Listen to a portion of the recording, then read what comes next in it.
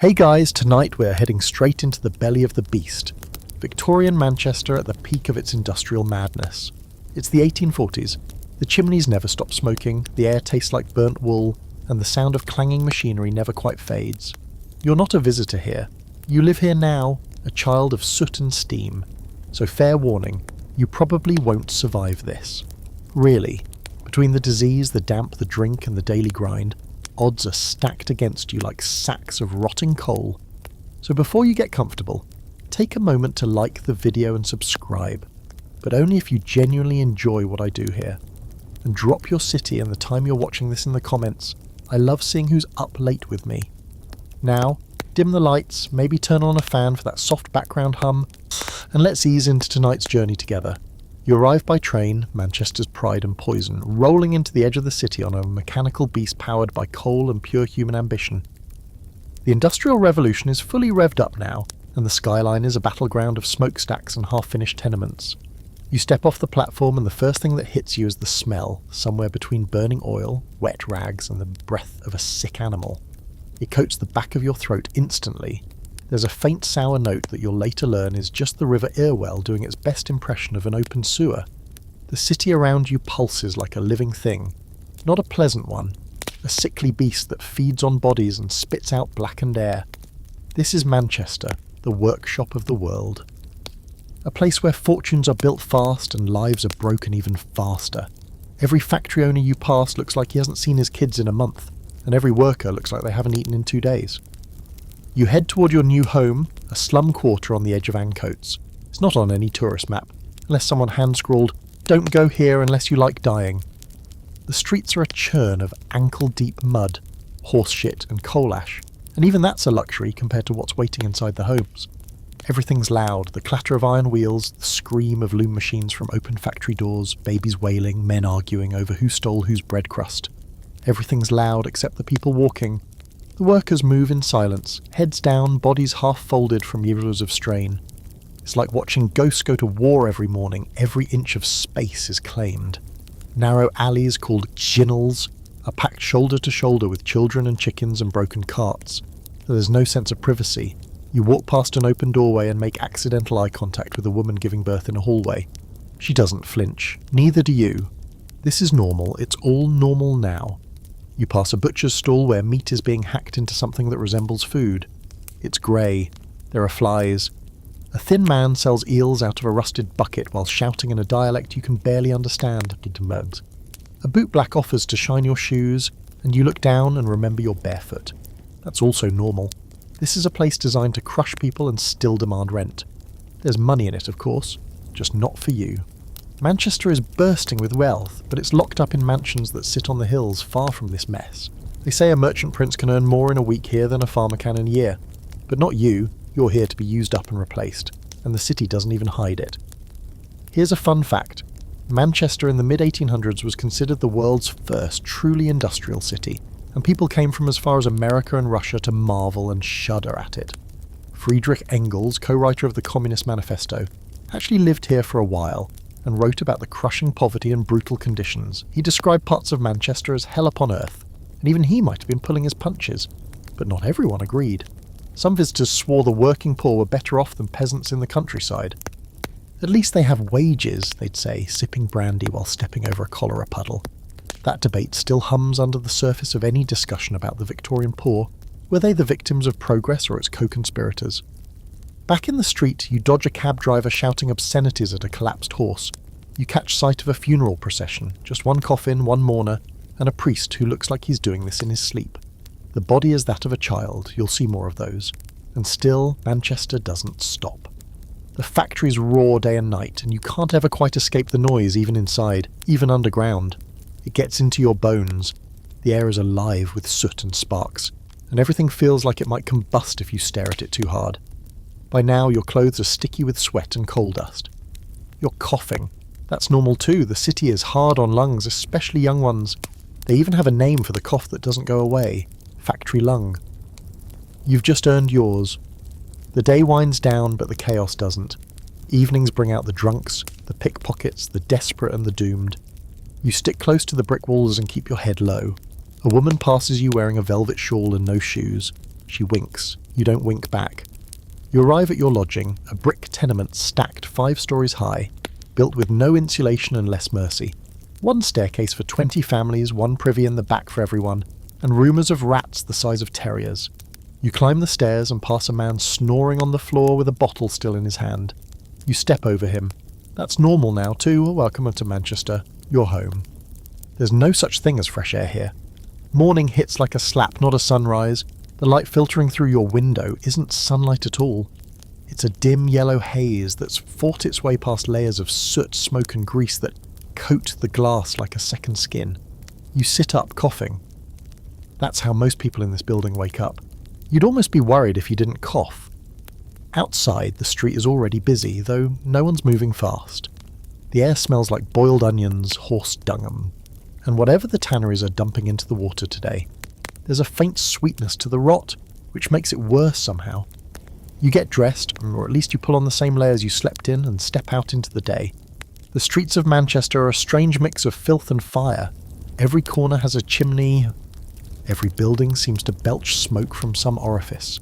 The soot doesn't just fall, it lands like it belongs here. The cobbled roads are sticky underfoot, slick with oil, and wherever the neighbours poured out their window the night before. You step over a dead pigeon that no one's bothered to kick aside. Half its feathers have been blown off and the rest are covered in black grit. A little girl skips past it barefoot, humming to herself. The buildings lean in over the narrow streets, casting shadows even when the sky is trying to shine. The walls are stained with years of pollution. Brick should be red, but here it's more of a scabbed, ashy brown. In some places the walls are slick with condensation, not from rain, but from steam and sweat and breath. People live crammed in these buildings by the dozens, sometimes more. Every so often, someone leans out of a window to dump a basin of dirty water, or worse. You learn quickly not to walk too close to the walls.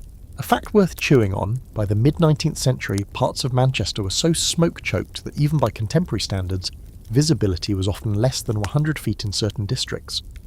Early photographs from the era show streets disappearing into fog, not because it was misty, but because the air was genuinely opaque.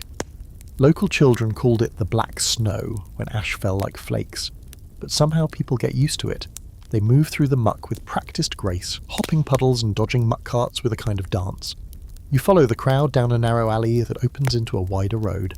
It's lined with coal merchants, rag dealers and shouting peddlers selling everything from lamp oil to wooden teeth. The mix of voices bounces off the bricks and echoes like a market in a cave. You hear a bell clanging, one of the fire watchers making his rounds, warning people to keep their chimney flues clean. It's more of a threat than advice.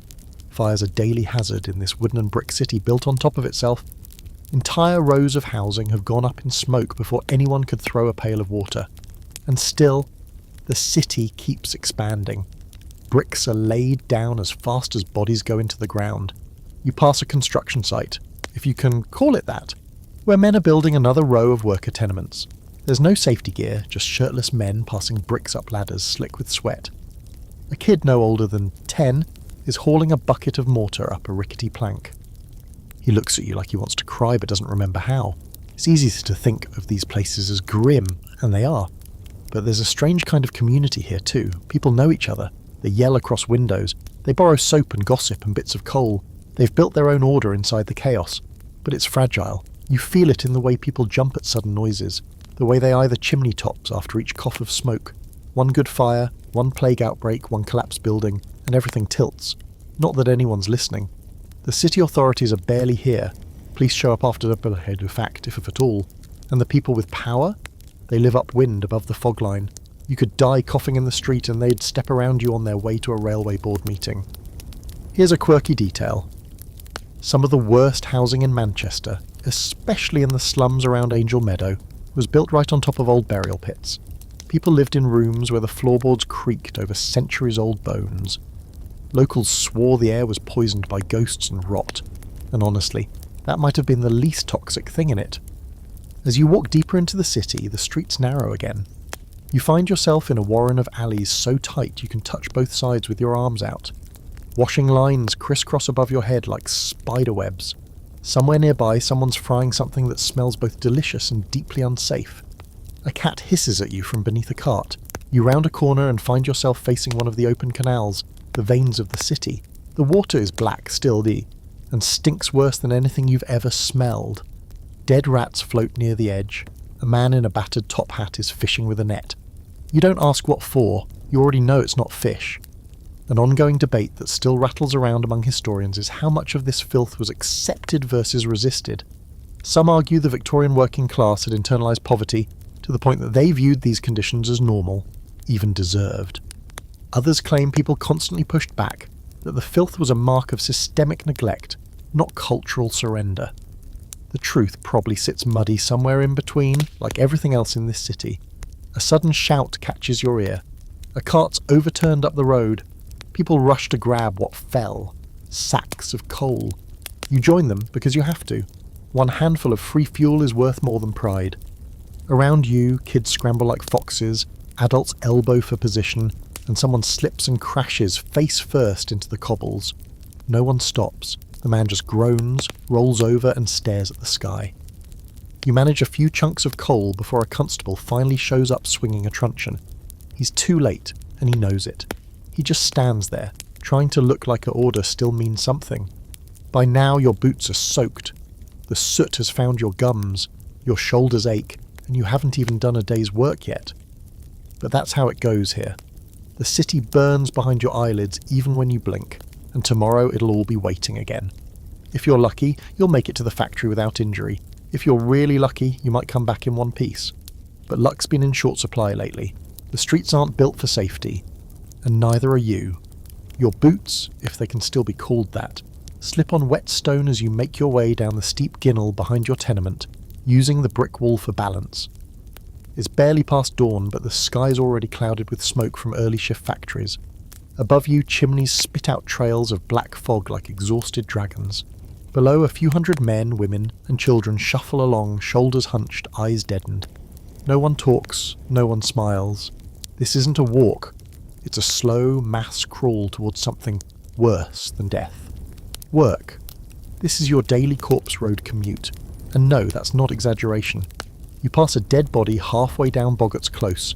A man, older than you but not by much, curled like a sack of flour against the wall.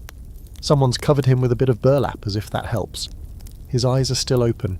You try not to meet them. No one stops. A kid steps around the body like it's a crate. You keep walking too. You don't have the luxury of grief this morning. People often forget just how young the workers were. You see them here, boys of 9 or 10, girls even younger, all dressed in ill-fitting rags, faces streaked with ash and mucus. Most carry tin pails with cold tea or some other sad attempt at breakfast. Their feet slap on stone with a rhythm that's almost hypnotic. They don't drag themselves, they march, like prisoners headed toward a firing squad. Because that's what it is. The factory won't shoot you, but it'll kill you slowly, in ways that last long after you leave. The air changes as you approach the factory gates. It goes from heavy to choking. The soot is thicker here, almost chewable. You pull your scarf up over your nose, but it doesn't help. Inside the yard a bell clatters, sharp and shrill. That's your signal. You file in, crammed together with the others, funneling toward the double doors like cattle. Somewhere inside, a foreman is already shouting. You feel it in your spine before you hear it in your ears. Once you're in, the heat hits first. Factories in Manchester were often kept deliberately warm and humid, especially the cotton mills. Dry air made the threads snap, and snapped threads cost time. Time costs money. So the room is like a greenhouse soaked in steam and sweat. You can barely see across it. Long rows of machines buzz and spin. Wooden floors shake under your boots, and the noise is overwhelming. It's not just loud, it's a whole new kind of noise. A mechanical screaming that fills your ears and keeps echoing inside your skull even when you try to think. You won't be hearing anything else today, maybe not tomorrow either. Welcome to your shift, 10 to 12 hours of this. Sometimes more, depending on the foreman's mood and how desperate you are not to be docked wages. You work alongside adults and children alike, most of them stooped or scarred from years of doing the same motion, over and over. One girl near you is missing 2 fingers. She doesn't seem to notice anymore. You take your place near the spooling machine. Your job is simple in theory. Keep the threads from tangling, remove snags, and make sure the spool doesn't jam. But the machine doesn't care about your fingers, and if you slow down, the belt snaps, or the tension breaks. or the foreman decides you're not worth the halfpenny he's paying, and then you're out. Or worse, you're punished. A little trivia to keep you going. The average life expectancy for a mill worker in Victorian Manchester was just 17 years. Not because they were born sick, but because they worked themselves sick. The mixture of fine cotton dust in the air, called fly, coated lungs and caused all kinds of deadly conditions. Factory lung, brown lung, white lung, it had names, but the result was always the same. You started coughing young and never stopped. It's been hours now, but the light doesn't change. Gas lamps burn overhead, hissing softly. Someone in the corner vomits, no one reacts. A boy 2 rows over just starts to bleed from his nose. He keeps working. You do too. You've learned not to look around too much, especially not at the girl who collapsed yesterday and was gone by morning. No one told you where she went. Probably not home, but it's not all numbness. Sometimes it's rage. You see it in the eyes of the older men, those who have survived long enough to know they're never getting out. Their bodies are wrecked. Their hands are scarred and stiff, but inside something still burns. You hear one of them mutter under his breath about the bosses and the damn machines. He spits on the floor. The others pretend not to notice. And that's where one of the great historical debates kicks in. Historians still argue whether industrial work created solidarity or division. Did shared suffering bring people together? Or were they too beaten down, too desperate to even form a sense of unity? Some say these factories laid the groundwork for class consciousness, for labour unions, even for revolution. Others insist the exhaustion went too deep. Who has the energy to organise when your lungs are collapsing and you've got 3 kids to feed? Break time comes eventually. 15 minutes if the foreman's in a good mood. You step outside and breathe freshish air, leaning against the brick wall with the others. Your hands are shaking, your back aches, and you've sweat through every layer of clothing. Someone lights a pipe. You inhale secondhand smoke and pretend it's relaxing. One of the kids opens his pail, half a turnip and a crust of bread. Another just has cold potatoes. You chew your bread slowly, trying to make it last. Across the yard, a rat skitters by. No one flinches. There are always rats. In the walls, underfoot. In the flour barrel, sometimes in your bed. A shriek rings out, back to work. You stumble inside again, senses dulled. The machine waits, patient and indifferent. The belt's still spinning, the dust is still flying. And the noise never stops. You wonder if your ears will ever know silence again. When the bell finally rings at the end of the day, it doesn't feel like a release. It's just a shift in weight. You step out into the early evening gloom, legs heavy, face black with grime. You've earned your half-shilling, maybe, if the foreman agrees. If not, there's no complaint desk, just the street and your aching body and the long walk home through air that smells like everything that's ever died and didn't get buried. But you made it. Today, at least. Back home, if you want to call it that, your body feels like a sack of damp rocks. You've done 12 hours in the mill, breathing in cotton fluff and dodging spinning machinery that'd shear your arm off without blinking. Your ears still ring, your fingers won't quite close, and every bone in your body is vibrating from the factory floor. But you're not finished. No one in the slums ever really is. You step through the rotting door of your tenement and into the same cramped shared space you left behind. Only now, it's even fuller. The smell hits first. Warm, wet, human. Sweat, boiled cabbage, mildew, and urine. It's thick enough to chew. A few families live in this one-room flat. Yours is crammed in the far corner. A straw mattress for 6 people, a crate for sitting, a tin pail for emergencies, and one small stove that you rarely have fuel to light. Everyone's already here, some lying down, some eating, some just staring at the wall. A baby cries. You step around a puddle that wasn't here this morning and try not to ask questions. Welcome to life where the mould grows. The walls sweat. No insulation, just bare brick that's always damp. In the corner, the wallpaper is peeling in long, mouldy strips. A small fungal forest has taken root behind the stove. At night, when the wind blows just right through the cracked window pane, it whistles like someone gasping for breath. You've tried stuffing rags in the holes, but rats chewed through them. So now the wind sings to you while the floor creaks, and if that doesn't keep you awake, the neighbour's cough will. Or your own. You share your space with more people than you can count. Not just family, other families too. Lodgers, boarders, strangers who rent a patch of floor for a few pence a week. Some come and go, others stay. There's no privacy, no personal belongings, no door you can shut and call your own. You have a sliver of mattress and maybe a hook on the wall for your one change of clothes, if that. Most of the time you sleep in your work things, because they're the only things you've got. Here's the real fun part. Many tenements in Manchester were built by speculators who wanted maximum profit for minimum effort. They didn't bother with proper drainage, solid floors, or even windows in some cases. Whole blocks were put up in a matter of weeks. By the time the walls were crumbling, the landlords had already made their money and moved on. One inspector in the 1840s recorded homes where the floorboards had rotted so badly that the ground underneath had turned to swamp. Tonight, dinner is a watery stew of turnips, stale bread crusts and mystery scraps. You don't ask you what kind of meat it was, or if it was meat. You eat it anyway. Hunger has no pride. A jug of weak beer is passed around. The baby gets the crust soaked in it. It's the only way to keep her quiet. You try to chew, but your teeth ache from grit in the bread. You glance at the ceiling, plaster is flaking off again.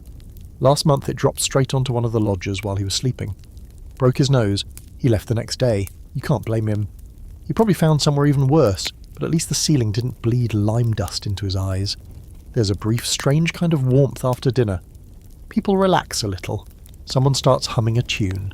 One of the older boys starts whittling a piece of wood, carving something that might be a spoon or just something to do with his hands. You take your boots off and rub your feet, wincing as you pull off a blood-soaked sock. The floor's cold and damp, always damp. You lay your sock on the stove, knowing it'll just be wet again tomorrow. A little history twist for you. In 1832, a major cholera outbreak tore through Manchester, killing thousands, mostly in neighbourhoods like yours. Doctors couldn't agree on what caused it. Some blamed miasma or bad air. Others thought it was divine punishment. A few forward thinkers suggested it might be the water, which was often drawn from wells contaminated with sewage.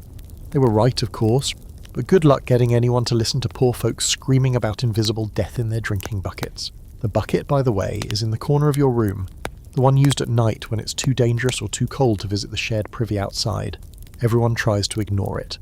You try not to breathe too deeply. Someone will empty it in the morning. Probably, if they remember. The fire goes out not long after supper. There's not enough coal to keep it going, and even if there were, the smoke has nowhere to go. The chimney's half clogged, and last time you lit it too long, the room filled with smoke and everyone had to lie on the floor coughing. So you shiver under your blanket, or a blanket you're borrowing, and try to curl up small. You can feel the chill from the wall behind you. There's a patch of mould inches from your head. Green and black like something alive. You think about how many people have died in this room, that doesn't help you sleep. And yet somehow you do drift off. Not restfully, not safely. But exhaustion is its own kind of sedative. You don't even notice the roaches that crawl across your leg, or the scratching sounds in the floorboards beneath your mattress. You're gone, until a scream wakes you. Down the hall someone's shouting. A child's voice, raw and frantic. The room explodes into motion. People rush toward the hallway. You follow, half asleep, heart pounding. There's a fire, but it's been smothered. A candle tipped. It caught a bedsheet. Someone acted fast. The child is fine, shaken but whole. But that smell of smoke, God, it never really goes away. The neighbours murmur, share glances, then shuffle back to their corners. Some grumble about bad luck. Others call it a warning. One woman crosses herself. You lie back down, staring at the ceiling. You don't sleep again that night.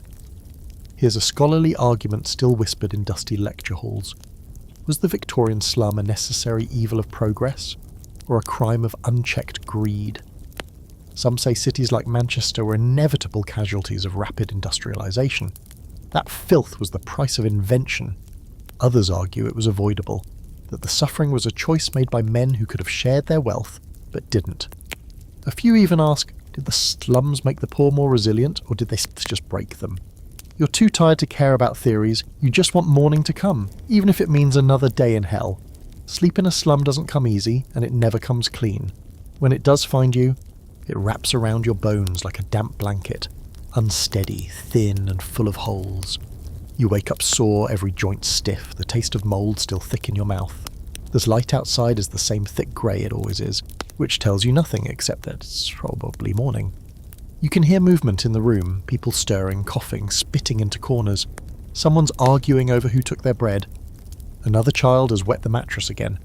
You pull yourself upright and try not to shiver. Your blanket is missing, probably used by someone else in the night. You can't blame them. The temperature drops hard and fast here, and with the stove cold, the room feels like a cellar. You stretch your legs, trying to ignore the ache in your lower back from sleeping half-curled on a damp, uneven floorboard. Every muscle protests. And then comes the moment you've been dreading. It's time to share the bed again. This isn't some romantic idea of a shared bed. It's a necessity born from poverty so tight it squeezes the dignity right out of you. There's only one mattress between multiple people, and you rotate in shifts. You slept on the floor tonight, so now it's your turn in the straw. But it's already warm, someone else was just in it. Still is, actually. You shuffle in next to them, a stranger or near enough. You don't speak, neither do they, just the press of body against body, shoulder to shoulder, breath to breath. There's no room for modesty. The straw pokes through the thin ticking and digs into your skin. The mattress stinks of sweat and mildew, and something purer. You close your eyes and breathe through your mouth. It's better than the floor, but not by much. Fleas are common here. Lice even more so. You scratch your neck automatically. Your scalp itches constantly now, and you've stopped caring whether it's dirt, bugs or both. And still, this is considered good fortune. You have a mattress, you have a roof. That's more than some can say. Here's a bizarre little fact to consider. It was common for up to 10 people to share a single bed in Manchester slums, especially in lodging houses where space was sold by the night and warmth by the body. Hot bedding, by God, they called it. One person slept while the other worked, rotating shifts like some kind of miserable choreography. The bed never had time to cool. A woman a few years older than you lies beside you, asleep with her arm over her eyes. She mutters something you can't make out. She has a deep, chesty cough, wet and rattling. You scoot away slightly, but not too far. The mattress only extends so far, and there's someone on your other side already. Maybe a child. You can't see? You've learnt not to ask names. Names make it personal. Names mean you'll remember them if they don't wake up tomorrow. Eventually, you roll off the mattress and try to stretch again. You wince as your feet touch the floor, cold wet again. Rain must have leaked through the wall overnight, or the upstairs neighbour's chamber pot overflowed. You check your socks, they're stiff and damp, still they go on. Everything goes on. You pick at the lice bites on your wrist as you prepare for the day. Your shirt smells like smoke and sweat and someone else's skin. You splash some water on your face from the tin basin in the corner. It's murky and cold. Not clean, not even close to it, but it helps peel your eyes open. You wipe your face on your sleeve. You're ready. As ready as you ever are. Breakfast is whatever's left from yesterday's meal. You chew a crust of bread so hard your jaw pops. There's a strip of bacon grease on a scrap of paper someone saved for flavour. You lick it. It helps. A mug of weak tea is passed around, mostly hot water and imagination. It's bitter and thin, but you drink it all. The warmth spreads through your ribs for a second before it fades. Outside, someone's shouting about work at the canal. That's a rare opportunity. Wages slightly higher than the mills, though the danger's worse. You consider going, but your job at the textile factory holds your name in its ledger. If you miss a shift, you lose it. You can't afford that, no matter how much the canal pays. So you put your head down and start walking toward the factory again. But before you step outside, a woman in the hall stops you. She needs help lifting her child, sick again. The boy's feverish and limp, barely breathing. You help her shift him onto a pallet by the fire. She thanks you with tired eyes, then begs you not to tell anyone he's ill. She's afraid they'll come to take him. Or her. The authorities don't like sick people contaminating whole rooms. It's easier to make them disappear. Here's where the academic debates get grim. Some scholars argue that slum dwellers were desensitized, hardened to the suffering around them. Others say they formed deep bonds, watching out for each other, in ways the rich never understood. There's evidence for both. You've seen mothers feed other people's children, and you've seen lodgers step over the dying like they were puddles.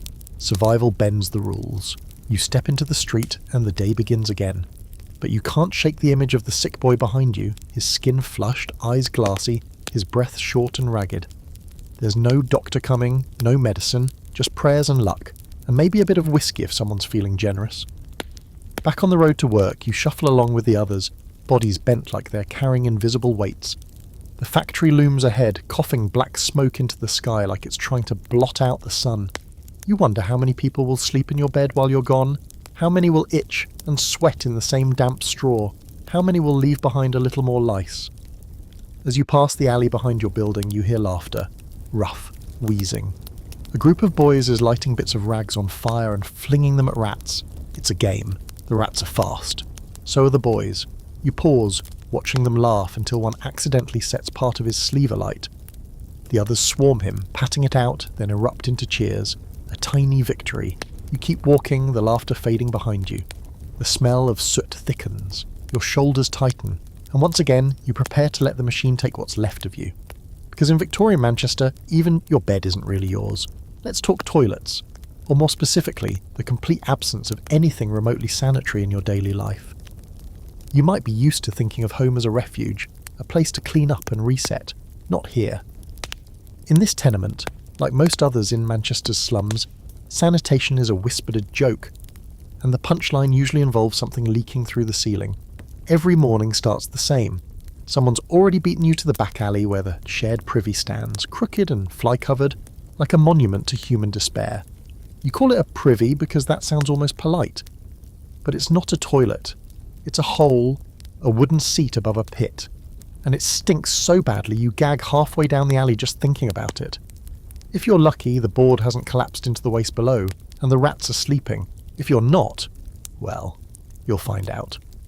Today the door swings open with a creak, and there's already a line, 5 people, all pretending not to notice each other, each trying to keep a foot off the worst patches of whatever's oozing across the stones.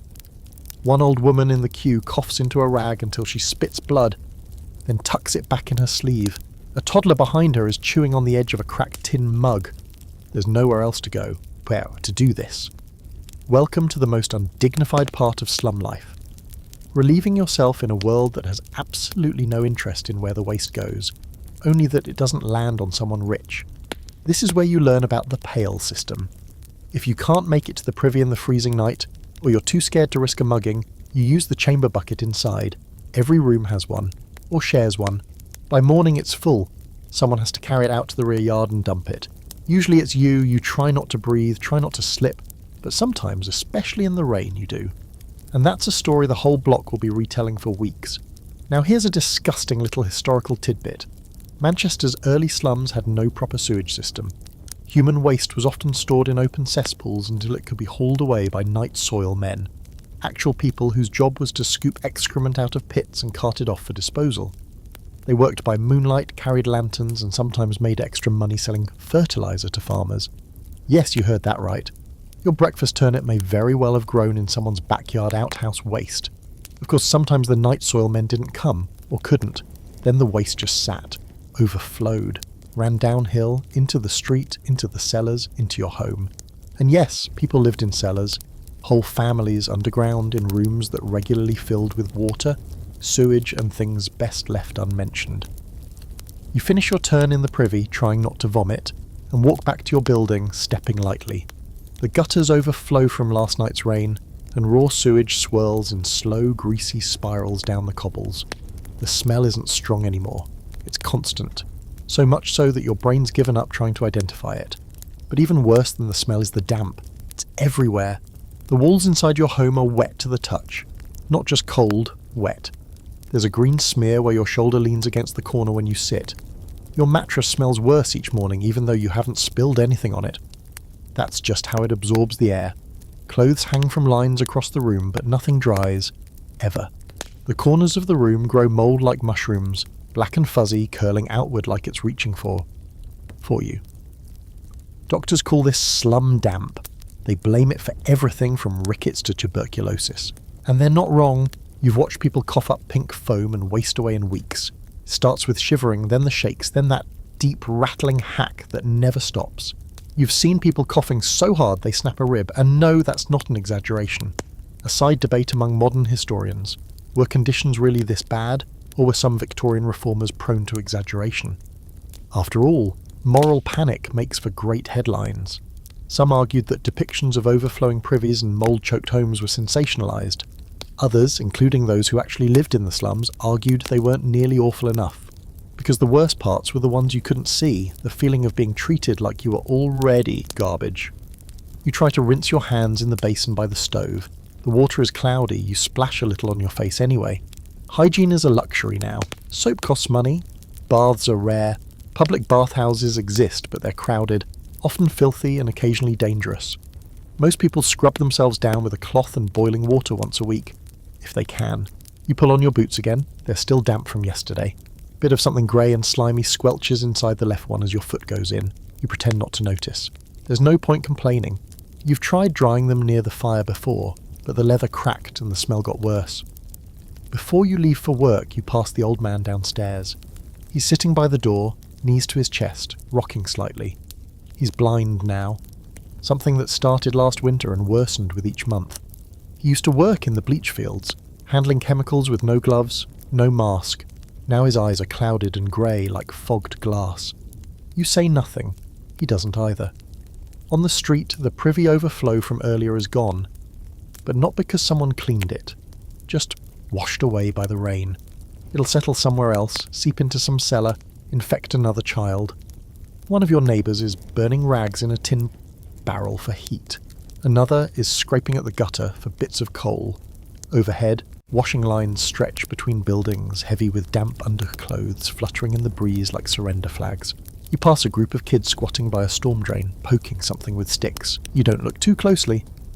There's a weird silence between them, like whatever's in there isn't funny anymore. And as you move on, you realise the worst part isn't the stink, or the filth, or the fleas. It's that no one seems shocked. Not anymore. This is just how things are. When a pipe bursts and a child dies of fever, people shake their heads and mutter, "Poor soul," and then go back to their tea. When a privy collapses and buries someone beneath it, as one did just last week, there's a short panic, then quiet acceptance. There are no headlines, no reforms, just another mark chalked on the wall by someone who'll forget it in a week. And here you are, stepping carefully over something you hope is just mud, on your way to earn just enough to survive another day among the rats, the rot and the reek. Because in Victorian Manchester you don't live above the filth. You live in it. Breakfast, if you can call it that, is waiting when you get home. Cold, crumbly, and so small it barely counts as a mouthful. There's no glorious smell of frying bacon, no soft clatter of plates, no coffee brewing in the corner. Instead, there's a heel of yesterday's bread that's more crust than loaf, a chipped mug of weak tea that tastes like regret, and half a turnip someone found cheap at the market. That's your morning meal. You chew it slowly, not out of mindfulness or gratitude, but because if you don't, you'll be hungry again before you even hit the factory gate. Someone once said that hunger sharpens the mind, that someone clearly never spent a winter in a Manchester slum. Hunger here doesn't sharpen. It dulls, drags, grinds you down until thinking is too much effort. All you can focus on is the next bite, the next crust, the next meagre thing to put in your mouth to stop the ache. You know what makes it worse? The constant smell of food you can't have. Meat pies sizzling in a baker's window, roast joints in the rich part of town. Even the butchers with their slabs of questionable cuts smell like heaven compared to what's on your plate. You sip your tea, brown water with a hint of leaf, and feel it warm your insides briefly. Then it's gone. You stare at the bottom of the mug like it might offer you more if you just wish hard enough. It doesn't. And even worse, you're still hungry. Now here's a bleak historical nugget. It was common for working-class families to spend more on tea and sugar than on meat. Not because they loved sweets, but because tea was hot, and hot things felt like nourishment even when they weren't. A cup of tea could stretch your morning just long enough to survive to lunch, if there was lunch. You glance around the room, someone's already packing away the food, can't leave it sitting out where the rats can get it.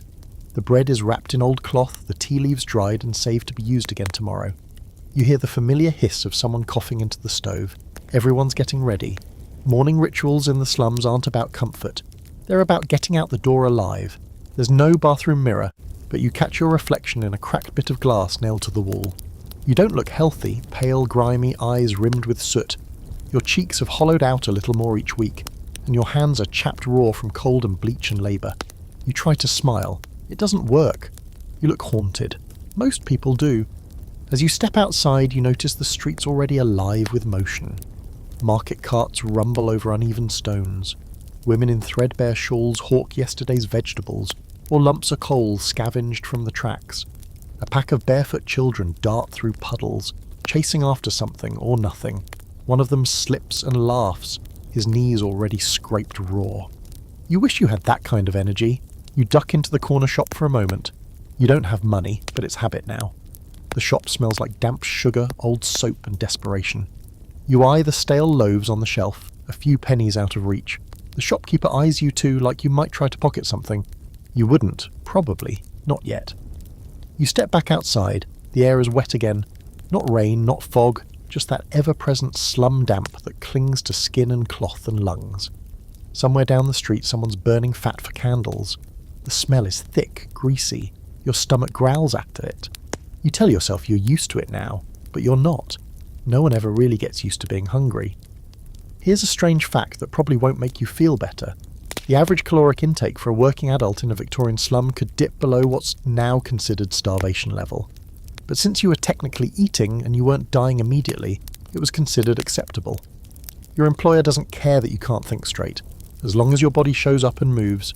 Some families try to grow food in pots, window boxes, or shared yards, but the soil is usually poisoned with ash and sewage.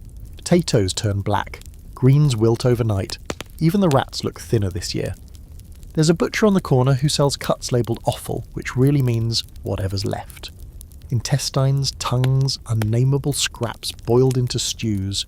If you're lucky, there might be a bit of gristle to chew on. If not, you eat it anyway, and hope your stomach doesn't rebel. You once tried to raise a chicken in the back alley. It lasted 3 days before someone nicked it in the night. You don't blame them, you would have done the same. A scholarly debate floats around about the role of hunger in shaping the Victorian working class. Some historians argue it bred resilience, a kind of grim, determined strength. Others believe it created a permanent underclass too weak to rebel. After all, a starving man doesn't march. He begs. A starving mother doesn't riot. She bargains. You don't really care which side is right. You're just trying to make it to the next meal. You stop for a moment at the factory gate. A boy you know from the tenement next door is crouched against the wall, gnawing a dry biscuit with chipped teeth. He offers you a bite. You say no, but your stomach twists at the smell. He shrugs, takes another bite, then pockets the rest for later. "Dinner," he says. You believe him. The horn blows. Time to get to work. Inside the factory, someone has brought in a meat pie. The smell fills the air, a taunt in a room full of empty bellies. You swallow hard and return to your station. You can't afford to think about food anymore. It's dangerous. Distraction means mistakes, and mistakes mean pain. But still, your mind drifts. Toast, hot soup, a roast with gravy, a proper breakfast with eggs, fresh bread, and real butter, not just lard spread thin and salted like it means something. You can almost taste it. Then someone screams, a belt snaps. A girl's hand is caught in the machine. Blood spatters the floor. The day continues. And once again, you tell yourself you're not hungry, even when you know that's a lie. You don't need a clock to know it's time, the sound tells you. That first clang of the morning mill bell echoes like a church funeral toll, pulling you from whatever half-dream you managed during the night and thrusting you into motion. But today, you're not going. You've got different plans, following the children, not the ones heading to school because that's a luxury most slum kids can't afford. No, you're tagging along with the tiny army of children who vanish into chimney flues, crawl beneath machines, and squeeze into holes adults can't reach. Their jobs are grim, their pay is crumbs, but in Manchester, childhood isn't a stage of life, it's a workforce. You trail a group of them through a side alley, boots thudding on the slick cobblestones, your breath fogging in the cold morning air. One girl, no older than 8, carries a brush almost as tall as she is. Her brother has a sack of soot-stained cloth slung over his shoulder. They don't speak, just keep walking, automatic and grim, toward a boarding house that doubles as a chimney sweep depot. Their job today, cleaning the soot-choked flues of several large homes in the wealthier part of the city. Houses with drawing rooms and parlours and carpets soft enough to sleep on. The irony never stops stinging. These same houses often employ servants who scrub the floors and wipe the windows, but they'll still send for a child to do the one job so dangerous, so filthy, that even the scullery maid won't touch it. Because children, see, are small. They fit where others don't. Inside narrow chimneys, up cold flues, where they scrape away carcinogenic soot for pennies. And if they get stuck, well, there's always another orphan to hire. You reach the depot. It's nothing more than a stable repurposed into a tool shed and sorting area. Inside, the kids are lined up. Their faces are already smeared with soot, eyes too big for their thin cheeks. The master sweep, a man with a smile like a crack in a tombstone, hands out equipment. Brushes, rods, rags. He gives the smallest children the tightest flues. More room for the rest, he jokes. No one laughs. They've all heard about kids who didn't make it out. Sometimes they suffocate. Sometimes they fall.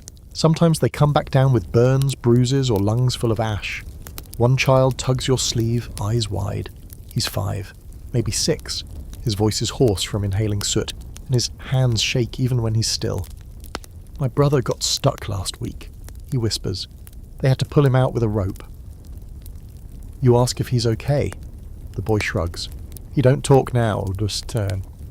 Here's a horrifying yet true fact. Some sweepmasters would light small fires at the base of chimneys to encourage a stuck child to move faster. They called it sending up the devil, flames licking at their feet while soot rained down in choking clouds.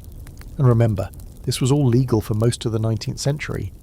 Child labour laws were loose suggestions, easily ignored by anyone who knew the right constable, or the right wallet. But chimney sweeps weren't the only game in town. You peel away from the depot and head toward the textile mill again. There, children fill roles too dangerous or too dull for adult workers. There are scavengers, piecers, bobbin boys and girls. Their job? To duck under and between running machines to collect fallen cotton or repair broken threads. You arrive just in time to see a girl your age, 12 maybe, get yelled at for pausing a second too long. She was wiping her nose. The floor manager snarls something about lazy hands, then shoves her back toward her station. You watch as she crouches low to the ground and slips under a set of whirring looms, her fingers quick and practiced. She snatches a bit of tangled cotton and scurries back, ducking just before a belt whips past her ear. One wrong move and that machine could rip her scalp off. It's happened. You've seen it happen. No one stops production. No one even flinches. The noise in the factory is deafening. But beneath the roar you can hear it, that dry, hacking cough.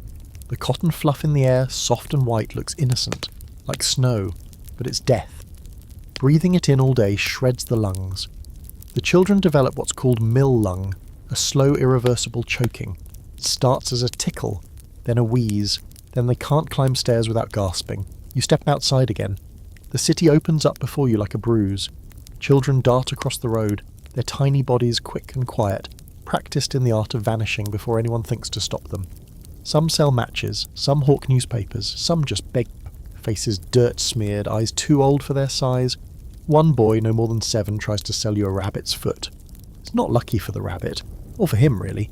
He'll be lucky to make it to 12. You ask yourself, where are the schools? The answer is, too far, too crowded, or too expensive. Sunday schools teach a bit of reading and religion, but weekday schools are out of reach for many families. A child in school isn't a child earning wages, so education gets traded for pennies.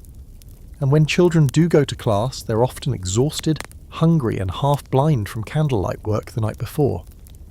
The debate here is as old as industrialisation itself. Did working children strengthen families or destroy them?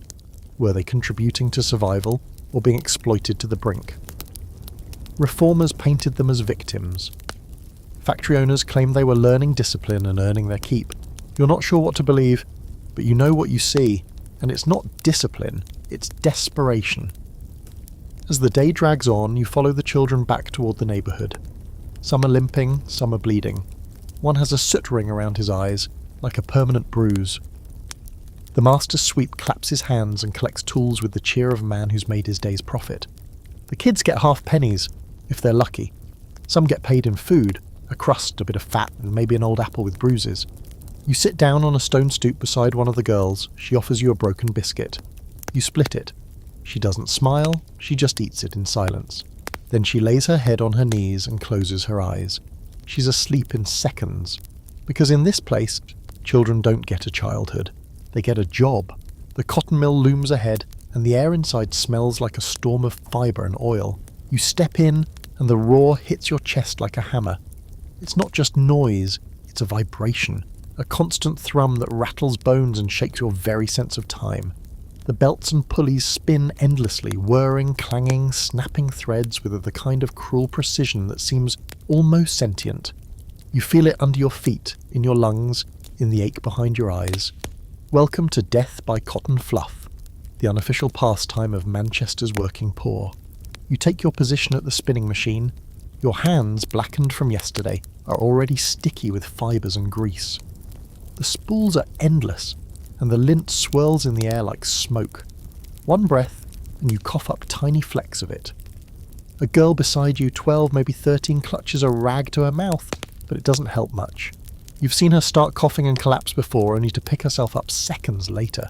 There's no stopping. Not here. The injury rate in mills is staggering. Fingers get caught. Hair is pulled into belts. Limbs break. Children fall asleep at their stations and wake to a kick from the foreman. One slip, one stray thread, one moment of distraction, and the machine could tear into you like a wild animal. You glance at the other workers. Their faces are expressionless, painted with dust and exhaustion. You notice their hands, the skin peeling, palms cracked, nails blackened and broken. That's normal here. It's nothing extraordinary. Here's a historical fact that still chills. In the 1840s, child workers in cotton mills routinely worked 12 to 14-hour days. They started as early as 5 or 6, earning pennies. Accidents were so common that deaths were considered part of the production cost. And yet somehow the city prospered. Manchester called itself the workshop of the world, built on bones like yours. But it's not just the adults and children. Disease stalks the mills. The fluff in the air isn't just cotton. It carries dust, sometimes chemicals, always particles that lodge in your lungs and stay there. By the end of the week, you're wheezing, coughing up phlegm, sometimes streaked with blood. It's called by several names: mill fever, lung rot, cotton wool consumption, a slow invisible killer. And the bosses? They call it occupational hazard. Nothing you can do about it except survive. And yet somehow, the machines keep moving. One girl near the back has a small cut on her hand. Blood mixes with grease and fluff. She wraps it in a scrap of cloth and keeps working. You've learned to do the same. The foreman doesn't care if you bleed. He doesn't care if you cry. He only cares that the belt keeps spinning, that the cotton keeps flowing. A fringe fact for you, some workers claimed that the machines themselves breathed fire at night. Children said that if you listened closely, the spinning spools whispered your name, promising either wealth or death. Adults dismissed it as imagination, but the superstition wasn't entirely unfounded. Between the long hours, the constant danger, and the relentless dust, hallucinations were common. People reported seeing shapes in the fluff, hearing voices, sometimes waking in panic after dozing mid-shift. The mill had a way of getting under your skin. The debate among historians still burns. Did the mills create resilience or simply grind lives to powder? Some say the constant danger built a hardened workforce capable of enduring anything. Others argue it broke people before they even reached adulthood, leaving them sick, maimed, and emotionally scarred. The truth is probably a combination. You survive, but only at a cost that lingers long after the machines stop. By mid-morning, the rhythm of the mill becomes almost hypnotic. You move, not think. Hand reaches, fingers twist, pull, guide, push. You glance up and see a young boy, no older than 8, crouched under a spinning frame, eyes wide with terror as a jammed spool threatens to snap. The overseer barks something unintelligible. The boy freezes, then carefully adjusts the mechanism. No one notices except you, and maybe that's enough. The factory smells worse than it did yesterday. Your lungs ache. Your clothes cling to sweat and dust. You wipe your hands on your apron, but it doesn't help. The small cut on your palm is starting to sting. Blood mixes with the cotton lint. You taste iron. That's normal.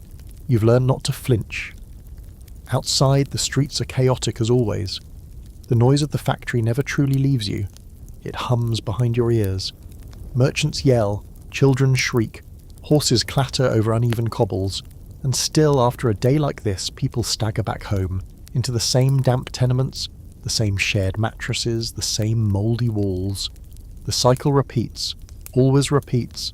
By the end of the shift, you're exhausted. Every muscle aches, every breath is harsh, and yet the fear doesn't leave you.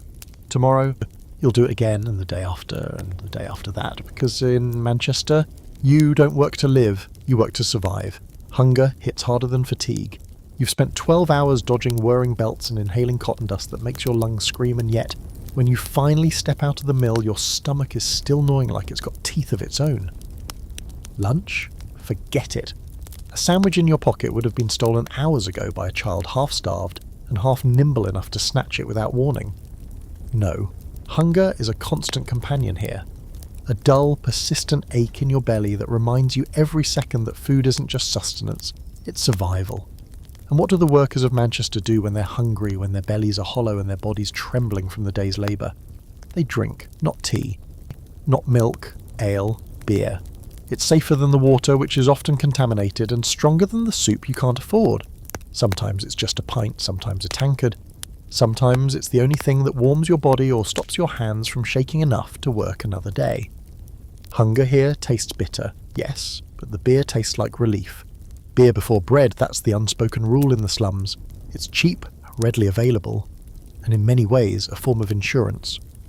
1 pint at the local pub and you can work a little longer, walk a little straighter, endure the stench and grime for another half-shilling earned. And in the evenings, when the mills close, the streets fill with workers staggering toward the same taverns, their faces blackened with soot, their bodies quivering from exhaustion, their minds craving just a few minutes of warmth and oblivion. You join them, not because you want to, but because it's part of surviving this life. There's a peculiarity about these places. They're lavish, almost gaudy. Gin palaces, they call them, despite the fact that most patrons are barely of age and will drink anything strong enough to numb them. Inside, the floors are sticky with spilled beer, and something worse. Gaslights flicker against mirrors that are smeared and cracked, giving the illusion of a room twice as large and twice as crowded. The smell is oppressive, hops, smoke, sweat, and human despair blended into a single thick haze. You take a seat on a creaking stool. You barely notice the children playing near the bar, passing a pipe hand to hand. You barely notice the man asleep in the corner with his head in his tankard. Alcohol has a strange role in these communities. Historians debate it endlessly. Was it vice or a necessary medicine? Reformers decried the drink problem, claiming the working class destroyed itself with ale. Others argue that drinking was a form of self-medication, a way to survive in conditions designed to grind human bodies to dust. You sip from your own mug, feeling the warmth seep into your chest, the haze of relief softening the ache of muscles and hunger. For a moment, you can almost forget that outside the streets reek, the factories roar, and children are still dying young. You notice women at nearby tables, some clutching children, others just holding their tankards like lifelines. Female drinkers were often stigmatized, blamed for the slum's ills, but in reality, many women turned to alcohol to endure long shifts in textile mills, to soothe the pain of childbirth, to numb themselves against the relentless damp and hunger, and to cope with the unending cycle of work, disease, and loss. One mother nearby murmurs to her baby, rocking him in one arm while her other hand balances a mug. You realise she's survived everything this city can throw at her, and more. Penny dockets of gossip flit through the room. Who got sacked, who was arrested, who's ill. The chatter is chaotic, sometimes cruel, sometimes tender, and all the while the beer flows, giving everyone courage they don't actually have. There's laughter, but it's brittle. There's singing, but it's hoarse. The world outside hasn't stopped, but inside there's a brief, fragile illusion of control. Here's a historical fact with a twist. During the Victorian era, beer and ale were often safer to drink than water. Contaminated water could carry cholera, typhoid or worse. Alcohol, even in small quantities, killed bacteria. It was survival disguised as indulgence. A cruel irony, isn't it? That what seems like vice was sometimes life-saving. The afternoon wears on, you finish your pint, feel the warmth fading, and step back into the streets. The sun hangs low, casting long shadows over cobblestones slick with mud and filth. The smell hits you again. Burnt coal, wet straw, horse dung. You shuffle along toward home, stomach empty again, body sore, lungs heavy. Around you men and women stagger, sometimes singing, sometimes swearing, sometimes just walking quietly, lost in their own haze. Each is a story, a struggle, a survival. All moving in the same rhythm dictated by hunger, labour, and the next drink. You pass a butcher with cheap cuts of meat displayed under a thin cloth. You don't have money. You rarely do. Children dart past, scavenging scraps. Rats skitter along the gutters, fearless, thriving. The city breathes in black smoke and exhales despair. And you keep walking, because tomorrow the mills will roar again, and the pubs will wait for those seeking solace. For now, ale has replaced breakfast, and the bitter taste lingers as your shadow stretches across the streets of Manchester. You push open the door of the gin palace and it hits you instantly. Warmth, smell, noise, chaos. It's almost luxurious compared to your tenement, though that's a low bar. Gas lamps flicker, throwing shadows across warped messuas and the sticky wooden floors. The air is thick. A cocktail of beer, tobacco, sweat, and something metallic, probably blood from the last scuffle. Patrons squeeze between tables, some hunched over their tankards, others shouting across the room. You find a corner stool, feeling the wood sticky under your palms. You sit, hoping for just a few moments of oblivion before the night drags you back into the streets. The gin palace is its own universe. The counters are polished, or at least they were once, reflecting the yellow glow of lamps. Bottles of spirits line the walls, dust-coated but enticing. The barkeep is a large man with a permanent scowl, moving like a predator between patrons. He pours drinks with little ceremony. Everyone's transaction is the same: money or nothing, comfort or despair, liquid warmth or the cold that gnaws at bones. You order a small measure, just enough to make the ache in your stomach and muscles soften for a moment. The gin burns going down, sharp and bitter, and you welcome it. It tastes like survival. Around you, the crowd is a study in desperation. Women clutch children on their laps while one hand balances a tankard. Men sit with slouched shoulders, eyes glazed, lips moving in half-formed conversations with people who aren't there. Children run between tables, sometimes begging for pennies, sometimes stealing a mouthful of anything they can touch and reach. The Gin Palace isn't just a bar, it's a stage where the city's misery plays out in real time. And the applause? Just the clinking of glass and the occasional curse. Here's a quirky fact. Victorian gin palaces were often more opulent than many people's homes, with velvet curtains, gilded mirrors, and carved woodwork.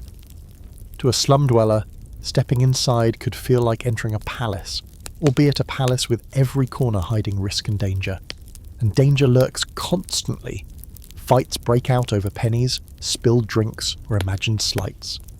Once a drunken brawl left a man in the gutter with a broken jaw. No one called the police, no one helped. It was just a Tuesday.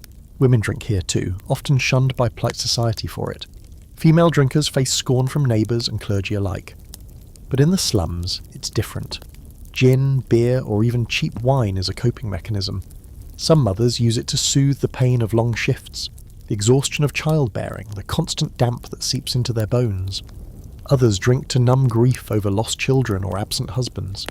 You sip your own drink and notice a woman staring blankly into her glass. Her face is pale, her hands shaking.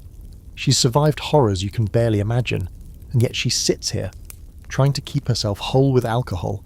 Rats and vermin are never far away. You see them skitter along the edges of the room, unafraid. They've learnt the rhythms of human despair better than anyone. Sometimes the patrons barely notice them. Other times a child shrieks and the crowd laughs. It's the theatre of survival. You watch quietly, keeping your drink close. One slip, one loud sound, and the fragile order of the room can collapse into chaos. That's how life works here. There's also gossip. Of course, news travels fast in these palaces. Someone got fired at the mill. A child fell from a chimney. A woman has gone missing. Rumours spin like the dust in the air outside, each one growing more absurd as it moves through the crowd. And yet, amid the despair, there's resilience. You notice the way a group of young women huddles together, passing a scrap of bread or a few coins. Small kindnesses thrive in these spaces, fragile and fleeting but vital. Historians still debate the role of gin and alcohol in slum life. Some argue it was purely destructive, creating cycles of addiction and despair. Others claim that it was a form of self-medication, a way to endure otherwise unbearable conditions. Perhaps it's both. Perhaps it depends on who you ask. For now you sip, letting the warmth travel from your throat to your chest, chasing away the cold that never leaves your bones. The evening stretches, slow and unkind. Patrons leave, some staggering, some crying, some silent. The gin palace will continue long after you're gone, filled with new souls seeking warmth in the liquid, just as you are. Outside, the streets wait, slick with mud, filled with children and rats, the distant clatter of factory gates preparing for tomorrow's horrors. You finish your drink, feel the dull burn fade, and push yourself off the stool. Your stomach is still empty, your body still aching, but for a moment the world seems slightly less hostile. Not kind, just manageable. And yet, you know tomorrow will demand more. More work, more hunger, more damp, more rot. The Gin Palace is only a temporary reprieve. The streets, the factories, the slums, they will all be waiting. But for now, you step back into the chill warmed by memory soot and the lingering taste of gin, ready to face another day. You don't often think about the women in the slums, at least not until you have to. They move through this world differently, carrying burdens both seen and invisible, and tonight, walking back from the gin palace, you notice it more clearly. Some stagger slightly, tankard in hand, children clinging to skirts or dragging along ragged blankets. Others march with a resilience that feels almost unnatural, bones aching, lungs wheezing, yet eyes sharp, calculating, aware of every shadow, every rat, every man who might stumble into violence. In Manchester, female drinkers are stigmatised in polite society, accused of weakness or moral failure, but here you start to see the truth. Drinking isn't indulgence, it's survival. A woman crosses your path carrying her youngest child in one arm, a small satchel in the other, and balancing a tankard on her hip with the precision of someone who has done this hundreds of times. Her eyes are tired but alert. She catches yours briefly and nods, a shared acknowledgement of mutual endurance. Perhaps this is one of the little-known truths of Victorian Manchester. Women are the backbone, the glue, the quiet engines keeping households functioning under impossible stress. And yet, they are blamed, belittled, and judged for every misstep. You follow her briefly down a narrow alley where puddles glimmer like molten metal under gas lamps. Children dart around the corners, laughing and screaming, barefoot on stones slick with rain, coal dust and muck. They are fearless or foolish, or maybe just used to surviving near impossible odds. A few slip and tumble, scraped knees and bleeding elbows, but they rise again, clutching whatever morsel of stolen bread or discarded coal they can find. You keep moving, stomach still hollow, the bitter memory of your last pint fading quickly. The streets themselves seem alive with hardship. Every doorway reveals families crammed together, some laughing, some crying, some haggling over scraps of coal or bread. Laundry hangs across alleys in damp, heavy lines, smelling faintly of smoke and sweat, a testament to the city's refusal to let anyone truly dry or rest. Rats scuttle along walls, unafraid, and you realise you've become accustomed to their audacity. A rat the size of a small cat darts past your foot and you barely flinch. This is normal. You tell yourself it's normal. Here's a curious historical note. Some women in the Manchester slums would ferment their own gin, often mixing it with cheap wine or leftover beer, creating what they called kitchen spirits. The recipe varied household to household, often dangerously potent, but it allowed a mother or grandmother to stretch her pennies and maintain some semblance of control in a life dictated by others. It was illegal, certainly, and risky, but survival often trumps law. As the night deepens, you pass a group of women sitting on crates outside a half-collapsed tenement, whispering in low tones, passing a bottle between them. Their conversation is a mix of gossip, warnings, and strategies. How to get extra coal, who to avoid, which children are likely to fall sick next. They laugh occasionally, but it's sharp, brittle. Survival has taught them humour, even when it's dark, even when the city is unforgiving. You realise the laughter is as much armour as entertainment. You catch a glimpse of another woman younger, maybe 18, holding a baby wrapped in a ragged shawl.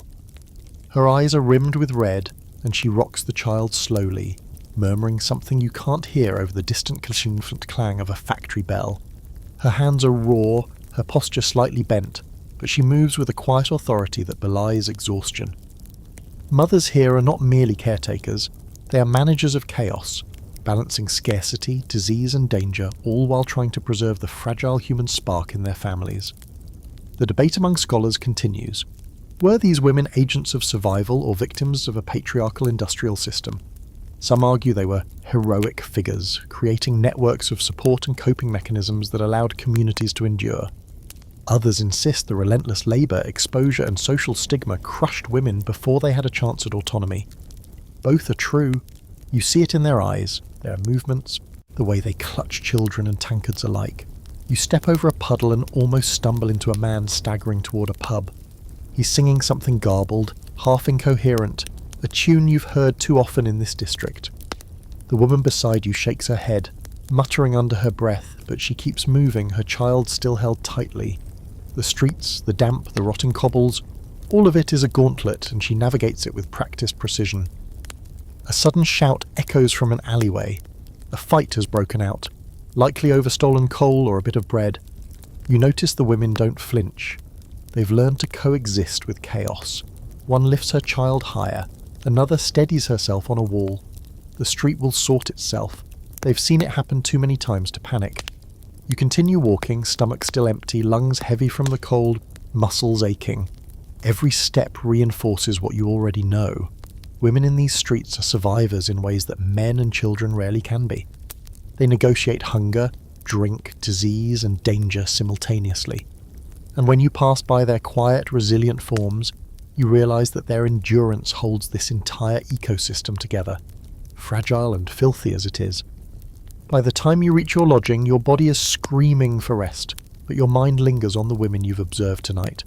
They are everywhere, silently orchestrating survival, quietly defying a system built to grind them down. And in this city of smoke, soot, and despair, you can't help but feel a grudging awe. Rats are everywhere. You've grown used to them, almost immune to their audacity, but tonight they seem bolder than usual, darting across alleys, climbing walls, scuttling over puddles thick with rainwater and muck. One pauses, nose twitching, staring at you like it's measuring your worth. You almost tip your hat to it. The city is alive with vermin, rats, mice, and the occasional stray cat that hunts the streets with the kind of ferocity people once reserved for business. You step carefully, avoiding the slick patches, the puddles, the filth that collects in the corners of the narrow streets. In Manchester, rats aren't pests. They're part of the ecosystem. Survival depends on watching them, avoiding them, sometimes even learning from them. Gossip flows just as freely as the grime and rats. The whispers start in the alleyways, then travel up and down the streets, from doorway to doorway, carried by the people whose lives are too small to allow for newspapers. A man shouts that someone was thrown out of the mill yesterday.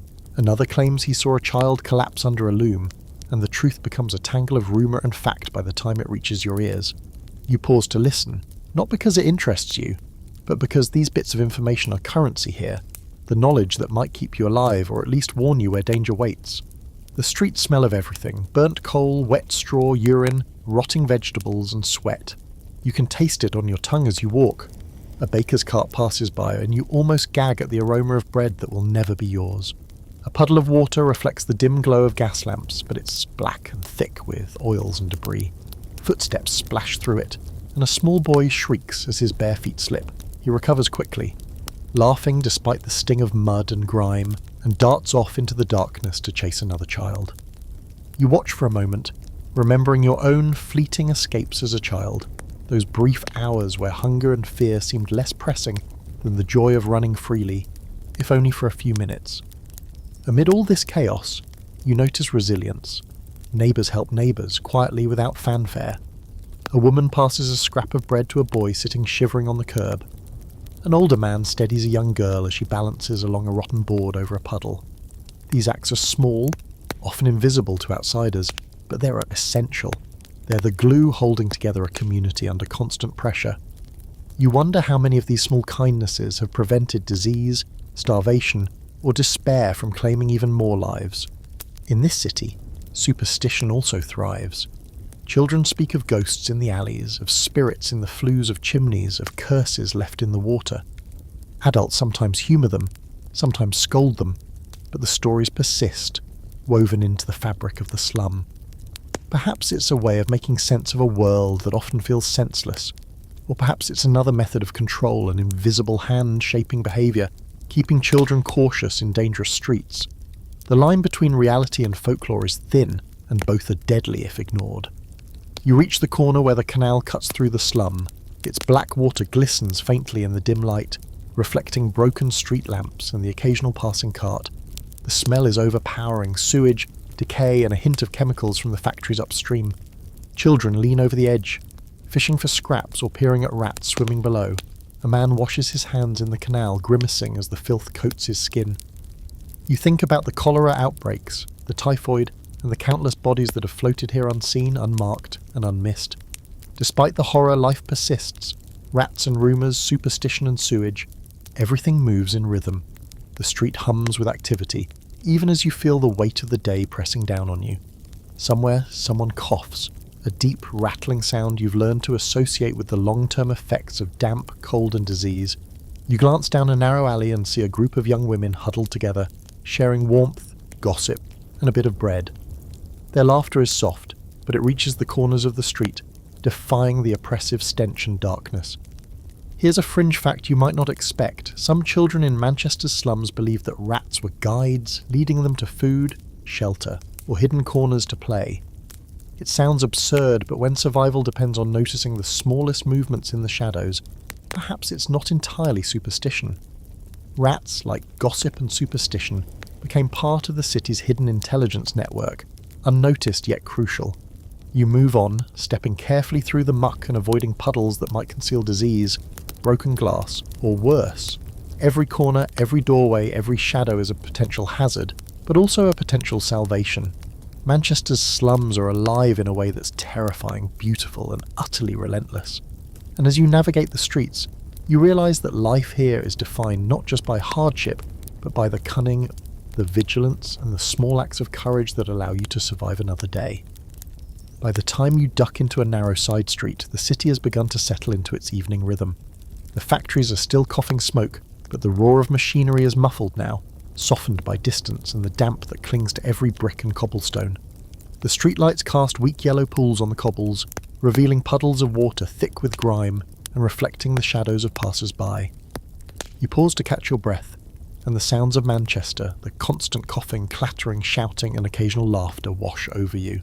It's chaotic, overwhelming and strangely hypnotic, the soundtrack to a life both miserable and unrelenting. You spot a cluster of children huddled over a scrap of paper, their faces lit by a flickering candle someone has scrounged from a nearby shop. The paper is yellowed and torn, but the words on it are enough to make them forget hunger for a while. They're reading A Penny Dreadful, a cheap story of crime, mystery and adventure. You linger, watching as their eyes widen at tales of heroism and villainy far removed from the grime and hardship of their daily existence. Penny dreadfuls are a rare form of escapism, giving the young a glimpse of a world beyond soot-stained walls and blackened streets. Even in their scarcity, they offer hope, imagination, and a small rebellion against the relentless drudgery of slum life. Adults pass by without noticing, preoccupied with their own struggles. A man limps along, arm in a sling, likely injured in the mill the day before, and mutters curses under his breath. Women carry bundles of coal or scraps of food, balancing children on their hips as they navigate the uneven cobbles. Each step is a negotiation with the city's hazards, each movement a small victory over fatigue and danger. You realise that survival here isn't about heroism or luck. It's a matter of constant vigilance, quick thinking and sheer determination. You glance at the alleys branching off the street, imagining the lives contained within them. Somewhere, a sick child lies in a damp corner, blankets thin and inadequate against the evening chill. A mother rocks him quietly, murmuring prayers and lullabies, her hands raw from labour and soot. Across the way, an older boy scavenges scraps of coal to trade for a crust of bread, negotiating with another child who has been hardened by similar necessity. The city is a network of survival, a web spun from poverty, resilience and adaptation. Here's a historical detail that often surprises people. Despite the squalor and despair, informal networks of aid existed within slums. Neighbours would share food, warn of police inspections, or help care for sick children. It wasn't charity in the modern sense, it was necessity. To ignore the needs of your neighbours was to risk collapse, not just individually, but for the fragile ecosystem of the slum community. In a place where institutions offered little protection, solidarity was survival. Some children, meanwhile, turn to mischief. You spot a boy tossing a small scrap of coal at a rat, then laughing as it scurries away. Another tries to balance on the edge of a gutter, arms outstretched for stability before toppling into a puddle. Their energy seems boundless. Despite exhaustion and hunger, perhaps it's defiance, perhaps it's instinct, perhaps it's the only way they can assert control over a world that otherwise offers them none. Superstition weaves itself through these moments. A girl mutters under her breath about the ghost in the alley, a shadowy figure said to lurk near the canal, stealing those who wander too close at night. Adults shake their heads but don't reprimand. The stories are part cautionary tale, part shared myth that guides behaviour and enforces caution. Some believe the ghost protects the children, others that it punishes carelessness. Either way, it becomes part of the city's rhythm, as vital as the mills, the pubs, or the tenements. A man sitting on a doorstep calls out to a friend, speaking of an altercation at the gin palace earlier. In the evening, words fly, laughter erupts, then dissipates into the night. Gossip here is survival. It informs, warns, entertains, and builds connections. It's as critical to life in the slum as food, clothing, or shelter. Ignorance could be deadly, and knowledge is currency, shared freely among those who understand its value. You continue walking, feeling the cold seep through your thin layers, damp clinging to every thread of fabric. Your stomach is a hollow echo of the day's labours, your body still sore from the mill, your lungs rasping from dust and damp. And yet, amid all this, the pulse of life persists. Children laugh, neighbours whisper, rats dart, flames flicker in windows. The slum is a theatre of hardship, but it is also a stage for endurance, creativity, and fleeting moments of joy. By the time you near your tenement, you see someone trying to start a small fire in a tin barrel, the smoke curling lazily into the night. It's a simple attempt at warmth, a small rebellion against the chill, the damp, the unrelenting misery of the city. You watch for a moment, and then you step inside, back into the crowded, mould-slicked room you call home, knowing that tomorrow will demand the same endurance, the same vigilance, the same relentless survival. Night in the slums brings a strange combination of silence and sound, a lull that never truly calms you. The streets are quieter than during the day, but they still breathe with life. The drip of water from leaking roofs, the distant clatter of factory doors closing for the night, the occasional cry of a child or a rat scuttling across a gutter. You lie on your straw mattress, surrounded by family, lodgers, strangers, all pressed together in the same room. The damp clings to your skin, making every breath feel heavier, colder, more reluctant. You pull the blanket closer, though it's thin, damp, and covered with the faint traces of lice and previous occupants. Sleep is essential, but it's never uninterrupted, never fully restorative. Tonight, the city feels particularly alive outside the windows.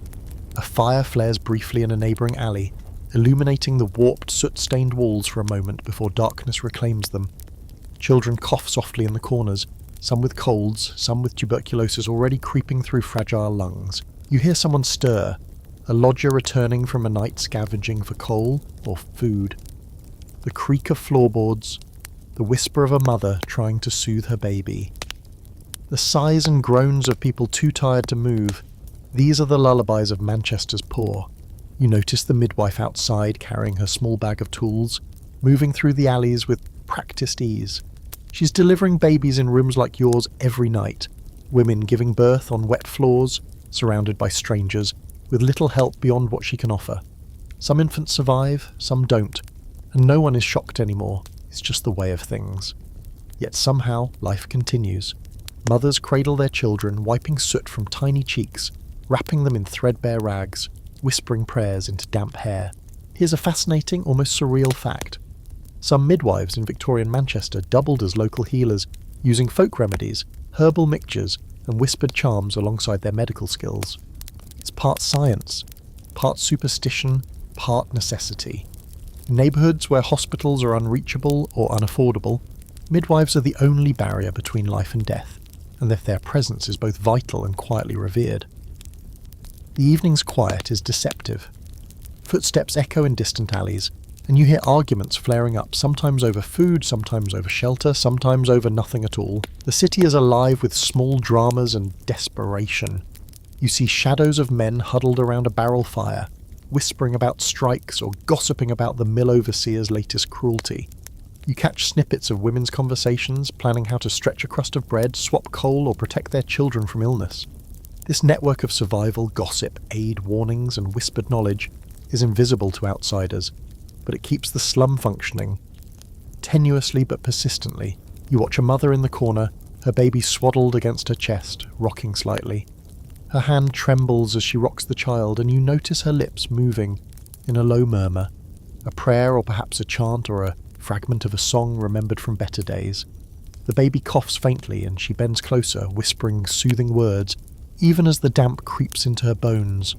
She is at once tender, fierce, and exhausted beyond comprehension. Women like her exist at the intersection of care and endurance, navigating despair with grace, sharpened by necessity. There's a strange beauty in this rhythm despite the horror. The night carries the soft murmur of the city's pulse, the hum of work left behind, the echo of children playing in the distance. the slow drip of rain into puddles that mirror the flicker of candlelight. It's comforting in its own way, though it never relieves the gnawing fear, the sickness, the hunger. The slum is alive, and survival requires constant attention, constant calculation, constant endurance. You can hear footsteps outside, someone running, then pausing, whispering, moving again, perhaps a midwife, perhaps a child, perhaps an adult, scavenging for coal or firewood. Life in the slums never fully stops. It may pause, but it is always present, always insistent, demanding attention, demanding endurance. And as you lie on your straw mattress, half covered by a damp blanket, you feel the weight of the city pressing down on you. Mould creeps from the corners, rats scurry beneath the floorboards, and the air is thick with soot and smoke and the faint, lingering aroma of yesterday's meals. And yet despite all of it, despite hunger, illness, exhaustion and fear, you cling to life, to breath, to the faint hope that tomorrow will be just a little easier, even if the odds are stacked impossibly against you. The streets of Manchester don't sleep, not really. Even at night, when the factories quiet and the mills rest, the city hums with activity, small and relentless. You step outside your tenement into the damp, narrow alley, the smell of coal and rot thick in the air. The moon struggles to shine through the thick smog that hangs over the city like a permanent veil. Somewhere nearby, a child coughs harshly, the sound sharp and brittle in the night air. The faint echo of factory bells still lingers, reminding everyone that work never truly ends. It just pauses. The street seems alive, moving, breathing, an organism that feeds on human effort, sweat and desperation. The night brings out a different kind of hustle. You pass a group of young boys, barely more than children, passing stolen bread from hand to hand, trading scraps like currency. They're nimble, quick and fearless. Or they've learned to appear that way because in the slums, hesitation can cost you. A rat darts past them, unafraid. They shriek in delight and mock terror, dodging each other in a practiced chaos. It's both play and survival training. You remember doing the same as a child, the thrill of movement amidst danger, the rare moments when hunger and fear could be ignored. The alleys echo with argument and laughter, a strange harmony of chaos. A man shouts at a neighbour over a spilled pail. A woman curses softly as she drags a child away from the edge of a canal, and someone else sings a fragment of a song learned from a distant village, carried into the city on memory and hope. The soundscape is relentless, but there's rhythm in it, an unspoken order within the disorder. The slum survives because its residents adapt, finding patterns in chaos, carving routines out of misery, learning when to speak, when to move and when to hide. You pass a woman carrying 2 children, one slung over each shoulder, their faces blackened with soot. She steps carefully over the puddles and mud, balancing herself with the kind of precision only desperation teaches. Her eyes are sharp, scanning the street for hazards, for anyone who might take what little she carries, for rats that could bite or disease that could strike. She does not speak. She does not pause. She survives. And in her survival teaches a lesson you can't ignore. Vigilance and cunning are as essential as food and shelter. Here's a historical note that often surprises people. Night watchmen and police were rare in our slum districts, and the city relied heavily on informal social control. Residents policed themselves, often through gossip, whispered warnings, and community pressure. If someone strayed too far, stole, or acted dangerously, word spread fast. It wasn't law enforcement in the formal sense. It was a fragile, neighbourhood-level network of accountability and survival. Without it, life could descend into even greater chaos. You hear the faint clatter of a cart down a side alley, the rickety wheels scraping uneven stones. A group of men follows, carrying crates of coal or firewood stolen or bought cheaply, shouting softly to coordinate their haul. You notice the children watching from the shadows, hands clasped over their mouths to suppress giggles, eyes bright with envy or admiration. This is a performance as much as labour, a survival lesson in movement, timing and opportunism. Superstition hangs thick in the air tonight, coiled around corners and alleyways. Children whisper about ghosts in chimneys, spirits in the canal, and curses left behind by the dead. Adults sometimes hum along, sometimes dismiss it, but the stories persist. They guide behaviour, keep the young cautious, and provide explanations for the inexplicable horrors of slum life. In a place where disease strikes without warning, and death visits often, superstition is a tool as vital as any rag for warmth or crust of bread for sustenance. A fight erupts suddenly, two men arguing over a piece of coal or an insult. Shouts and curses ricochet through the alleys. The women nearby do not intervene. They step aside, guiding children out of the fray. The men shove and wrestle, a mix of desperation and routine aggression, until someone intervenes or the city swallows the commotion. Violence is a constant undertone in the slums, tolerated, managed, and sometimes ignored because the people here have no choice but to survive in close quarters, with resources scarce and tempers frayed. You continue along the street, feet slipping in mud, lungs heavy from cold and damp. Your stomach aches, your muscles throb. The city feels endless, a labyrinth of alleys, tenements and canals that seems determined to crush or consume anyone careless enough to pause. Yet amid the filth, noise and danger, the pulse of life persists. Rats, gossip, superstition, scuffles and quiet acts of kindness weave a fragile network that keeps people alive, barely, but alive nonetheless. By the time you reach your tenement, the street has grown quieter. Fires burn in alley barrels, casting flickering light on wet walls, and shadows dance like spectres across broken windows. You step inside, greeted by the faint smell of mould and human sweat, and settle onto the damp mattress. Outside, the city hums, alive with vermin, whispers and unseen activity, reminding you that survival in Manchester is relentless, and the streets will demand your attention again in the morning. Sunday arrives with a strange duality in the slums, relief and emptiness intertwined.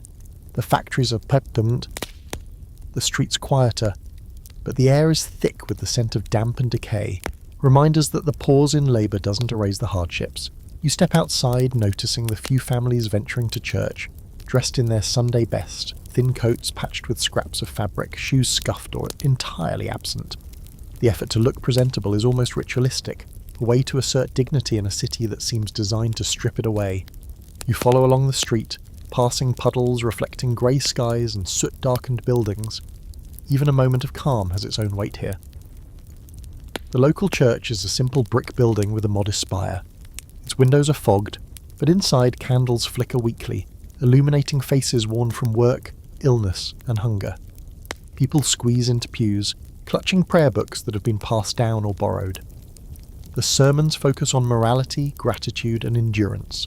The minister's words are well-meaning but abstract in a place where daily survival takes priority over spiritual reflection. Children fidget, restless, their small legs bouncing beneath benches, hands smudged with soot, as the grown-ups try to appear attentive. Church is a curious juxtaposition. On one hand, it offers a break from the relentless labour and filth, a ritualised escape where the poor can sit, listen and imagine a better world. On the other, it starkly highlights scarcity, empty bellies, worn shoes, torn clothing, and the constant underlying fear of disease and injury. Faith in Manchester's slums is as much a survival tool as it is a spiritual one, a structure to impose order on chaos, to create hope when the world offers little. You notice the women most clearly here. They've spent the week enduring back-breaking labour and caring for children in unspeakable conditions. Today they tidy their hair, adjust their tattered dresses, and cradle babies in their arms. Their resilience is silent but palpable, a testament to their ability to manage multiple crises simultaneously. Some glance around the church, measuring who can be trusted, who has information about upcoming wages, or which neighbours have scraps to share. Church is not just faith, it's community, survival, and subtle intelligence disguised as ritual. A few curious facts about Sunday in Victorian Manchester. Many working-class families reserved the day for minimal labour, prayer and rest. But true leisure was rare. Children often had time for small games, and adults sometimes shared food or news, yet public health realities intervened. Communal water sources were limited, streets were muddy, and sanitation remained precarious. Even on a day meant for reflection, the slum refused to pause entirely. Life's hazards lingered, reminding residents that time off did not equal safety. As the congregation listens to the sermon, some mutter quietly about wages, mill conditions, and the upcoming rent collection. Gossip is never absent. It flows beneath formal ritual, a lifeline for those whose survival depends on information. One man whispers about a new law affecting working children, another about a particularly harsh foreman. Even in church, the boundaries between spiritual comfort and practical survival blur. You notice the children sitting quietly, or as quietly as children can in cramped pews. Some stare blankly at the minister. Others doodle in the margins of tattered books, sketching chimneys, factories and the canals that define their world. Their imaginations offer a brief respite, a temporary escape from hunger, grime and labour. Penny dreadfuls and whispered tales of adventure mix with biblical stories, creating a strange duality, fantasy and faith woven together against a backdrop of relentless hardship. Outside, the streets are quieter than usual, but the signs of struggle remain. Puddles glisten with remnants of last night's rain. Rats scuttle from shadow to shadow, and laundry hangs damp across narrow alleys. Some children play, laughing, despite scraped knees and cold toes. Their small victories are testament to the human spirit's resilience. Women carry scraps of food or coal home, negotiating every step carefully. Aware of both physical and social hazards, even church cannot fully shield the congregation from disease. Tuberculosis, cholera and typhoid do not take Sundays off. Sick children are cradled in arms, fevers dampened with scraps of knowledge, whispered remedies and hope. The line between survival and vulnerability is narrow, and every choice carries consequences. You watch as families leave the building slowly, stepping back into the streets with the heavy knowledge that rest is temporary, safety is fragile, and tomorrow will demand endurance once again. Sunday in Manchester is both ritual and reality.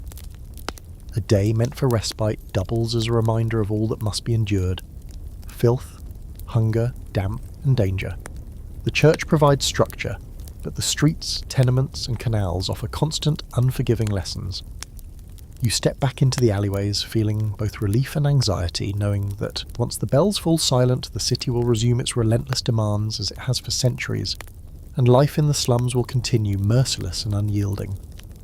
The workhouse looms like a monument to despair, its brick walls cold and unyielding, windows barred and grimy, a place whispered about in every alley and tenement. You approach cautiously, stomach tight, legs stiff from the morning's trek, aware that stepping inside means entering a world where choice vanishes and survival becomes purely mechanical. Families come here not out of desire but necessity. Starvation, illness, or eviction drives them through the gates, surrendering themselves to the institution that promises food, shelter, and order, but at the price of dignity, freedom, and often family separation. The very name strikes fear. Parents clutch children close, whispering reassurances to themselves more than to their terrified offspring. Inside, everything is regimented. Meals are scheduled, work is assigned, beds are numbered, and privacy is non-existent. The dormitories are long halls with rows of straw-filled mattresses, each one separated by the inches rather than feet. You feel the chill immediately, the cold air creeping into every pore, mingling with the faint stench of unwashed bodies and mildew. A nurse or attendant walks briskly down the aisle, checking that everyone is accounted for, eyes sharp for signs of misbehaviour. A whispered complaint is met with a glare or a pointed gesture. Authority here is absolute, unyielding, and often cruel. Historical context. The workhouses in Victorian Manchester were part of the Poor Law Amendment Act of 1834, designed to deter reliance on public assistance by making the experience as unpleasant as possible. Critics argued they were inhumane. Reformers suggested the discomfort was necessary to maintain social order. The reality is that families entered with hope of survival and left with fractured spirits. Children were often separated from parents, mothers from fathers, all under the guise of efficiency and moral instruction. You pass a row of children, their faces pale, bodies thin, hair tangled and dirty. They've been put to work on small menial tasks, scrubbing floors, chopping wood, sorting scraps. There is no play, no joy, only the mechanical repetition of labour intended to teach obedience and industriousness. A girl of perhaps 7 tries to smile at you, but quickly averts her gaze, afraid that any show of personality might attract punishment.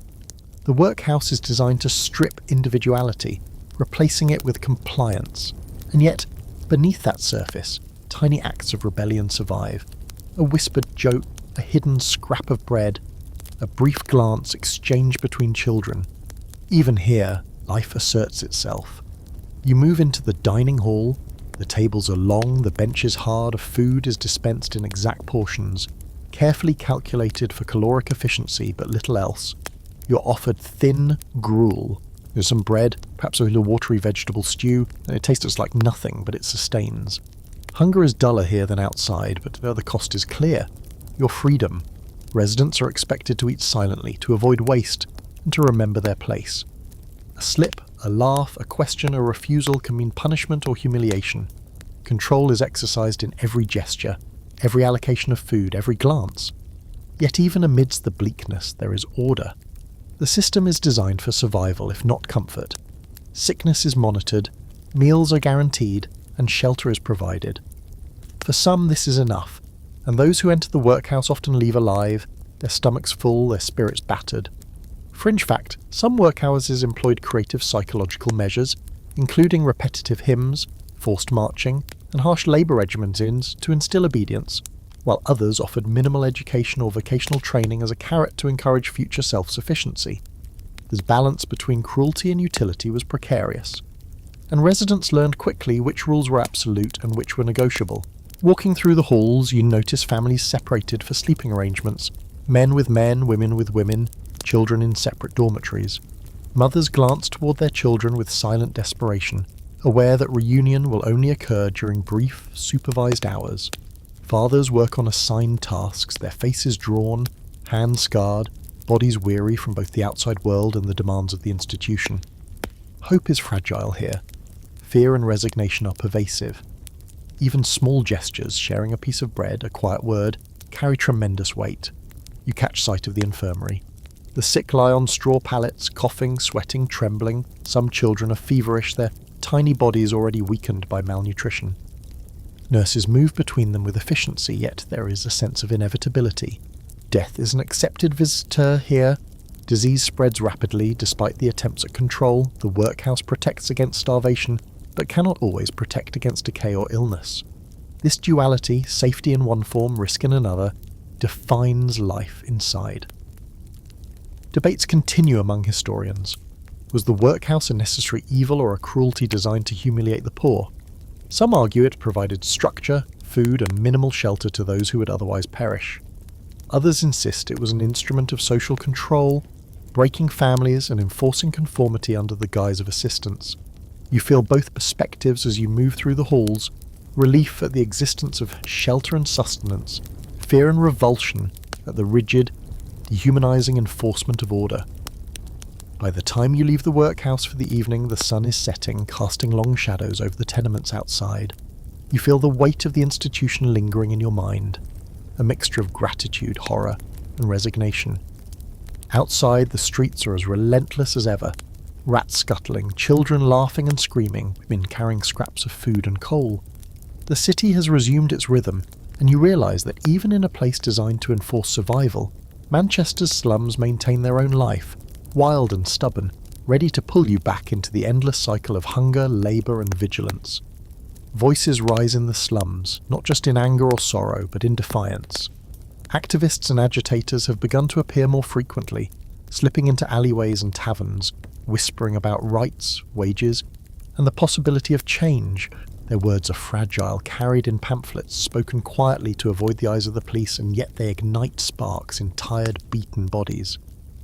You pass a small gathering outside a gin palace, where a man in a tattered coat distributes leaflets about unionising workers.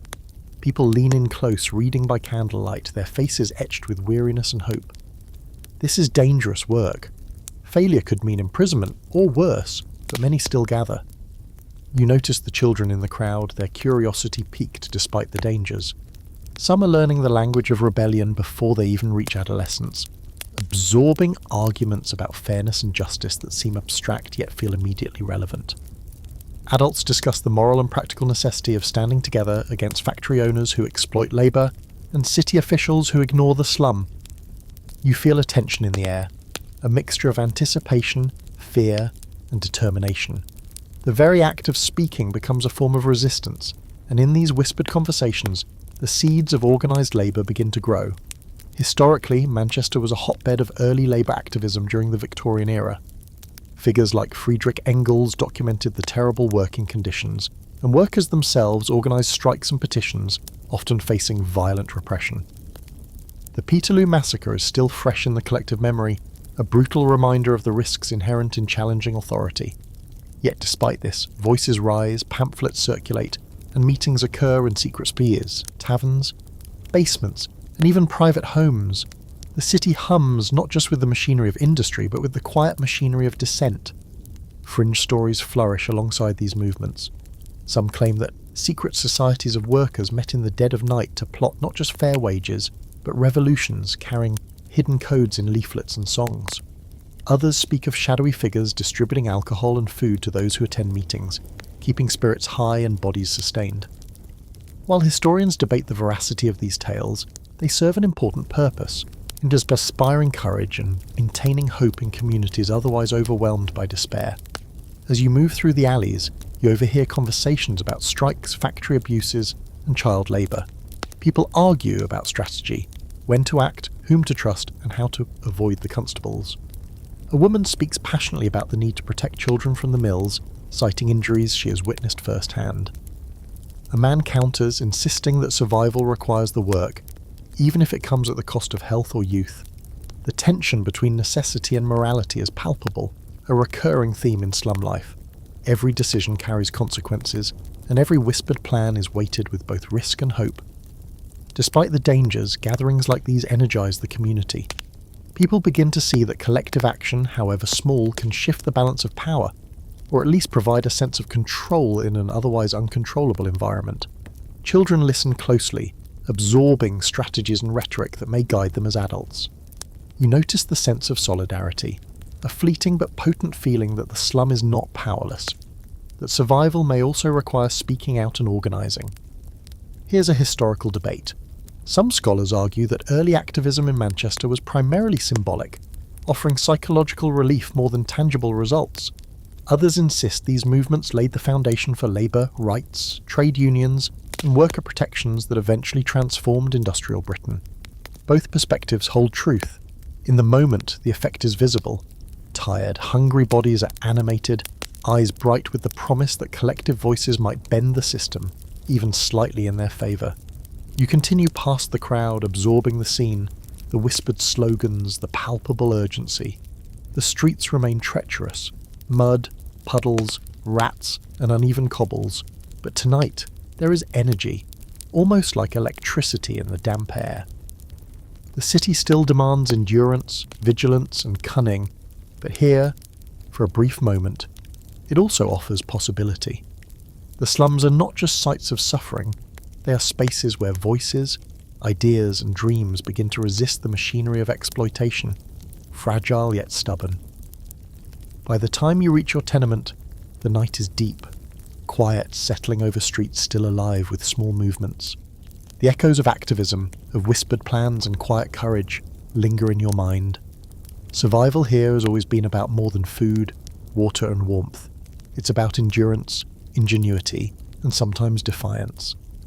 And in this city, those who dare to speak, even softly, begin to carve pathways for change. Drink is no longer just a comfort. It has become a statement, a shield, a subtle form of protest. In the alleys and gin palaces of Manchester, people wield alcohol not merely to dull hunger or numb aching muscles, but to assert their existence in a city that constantly dehumanises them. You notice it as you move through a crowded pub, tankards clutched in hands blackened by soot and toil. Men and women drink with a purpose, sometimes staggering, sometimes laughing, but always resisting invisibility. Here, a pint is more than a beverage. It's a small rebellion against authority, poverty, and neglect. The tavern is alive with murmurs of injustice. A young man speaks about a mill owner who docked wages for minor mistakes. A woman mutters about the impossibility of paying rent after a week of illness. Every conversation, though casual on the surface, carries the weight of survival. Patrons exchange tips, gossip, and subtle strategies for navigating life under exploitation. Even children, perched awkwardly on stools or peeking around tables, learn the unspoken lessons: how to watch, how to move, how to endure. This is education of necessity, sharpened by hunger and observation. Historically, public houses in Manchester were crucial social spaces for the working class. They offered more than drink. They were hubs for information, political discussion, and the exchange of resources. While upper-class observers often condemned these venues as dens of vice and moral decay, For slum dwellers, the pubs were lifelines. People could coordinate strikes, share news of inspections, or simply find a temporary reprieve from the grind of labour. Alcohol was entwined with survival in a way outsiders rarely understood. You notice the women in particular. Their presence here is both defiant and pragmatic. A mother balances a squirming child in one arm while holding a small measure of gin in the other. Another wipes soot from her face and hands a scrap of bread to a friend. Society condemns these women for drinking, yet here, drinking is strategy, alleviating the pain of the day, dulling the gnaw of hunger, and asserting some control over circumstances beyond their control. Their actions are a blend of necessity and quiet protest, a way to navigate a world that affords them little respect. A fringe fact: some workers believed that a daily measure of alcohol improved endurance, preventing tremors and muscle fatigue during long shifts. Whether true or not, the belief underscores the intersection of folk wisdom, practical survival, and self-care in a harsh urban environment. Alcohol becomes both medicine and morale, binding communities while offering temporary relief. The conversation shifts to gossip about strikes and work conditions. Men discuss the timing of wage collections. Women share information about where to find extra coal or leftover food. The pub operates as a centre of clandestine intelligence, a place where knowledge is traded as carefully as coin. You listen to the snippets, absorbing the details like a sponge, realising that here, information is as valuable as bread. Survival depends on it. Children peek between adults, catching phrases and lessons like seeds planted in fertile though harsh soil.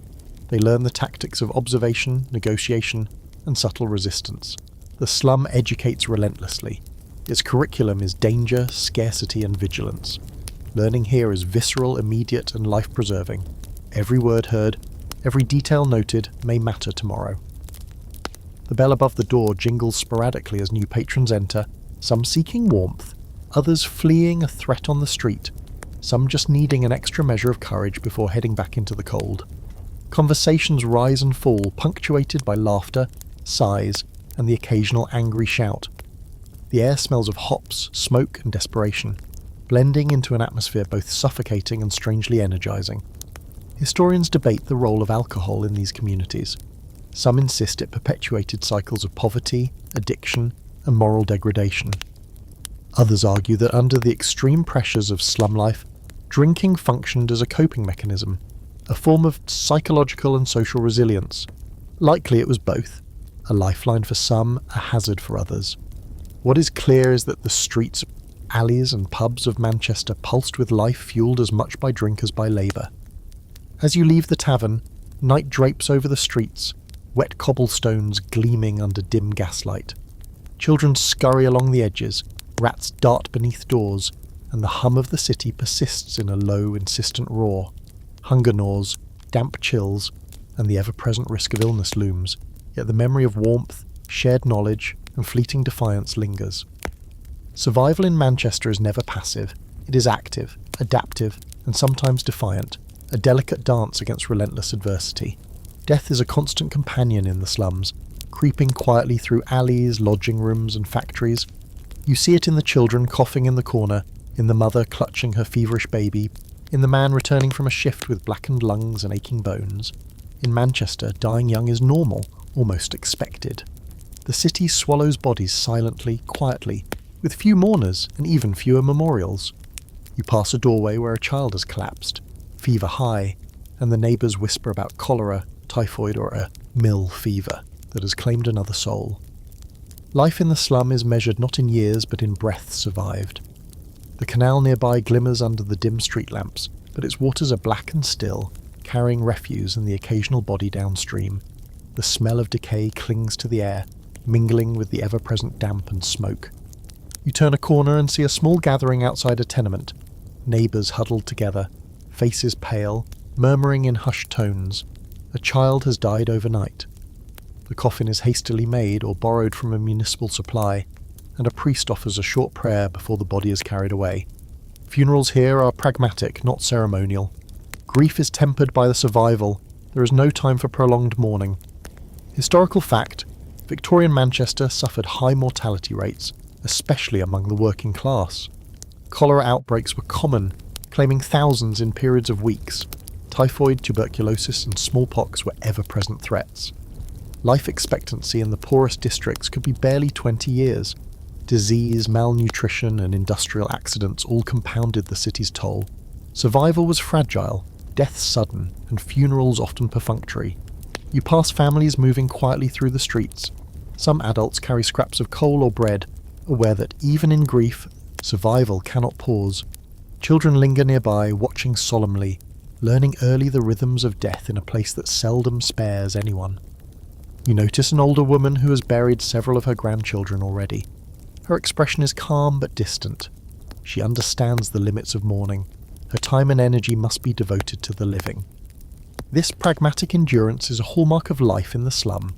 Fringe fact: some slum residents believe that ghosts lingered near where deaths occurred, especially children. Families would place small tokens or mark corners of rooms to ward off spirits. These beliefs merge superstition with ritualistic care, providing psychological solace in a world where medical knowledge and public health were often insufficient. Whether protective or symbolic, these acts reveal how people navigated the ever-present spectre of mortality. Bodies are removed quickly, often by municipal authorities or night soil collectors, with little ceremony. Some disappear into unmarked graves in crowded cemeteries. Others are claimed by family plots if possible.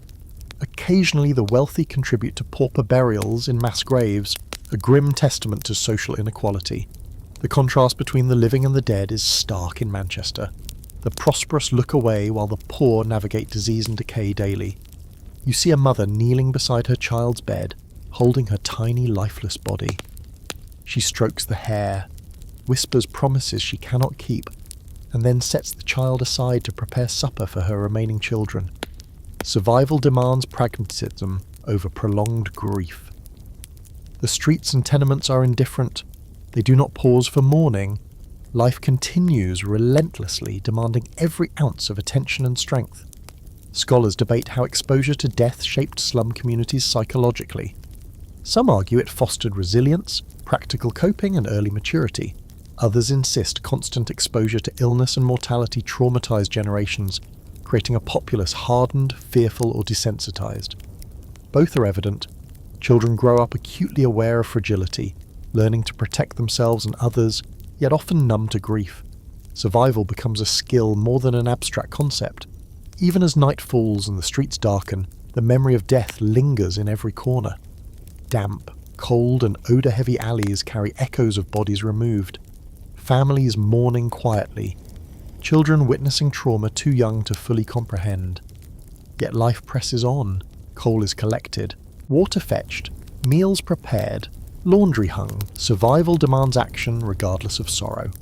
In Manchester, to live is to accept death as a constant companion, to navigate it with vigilance and to continue despite it.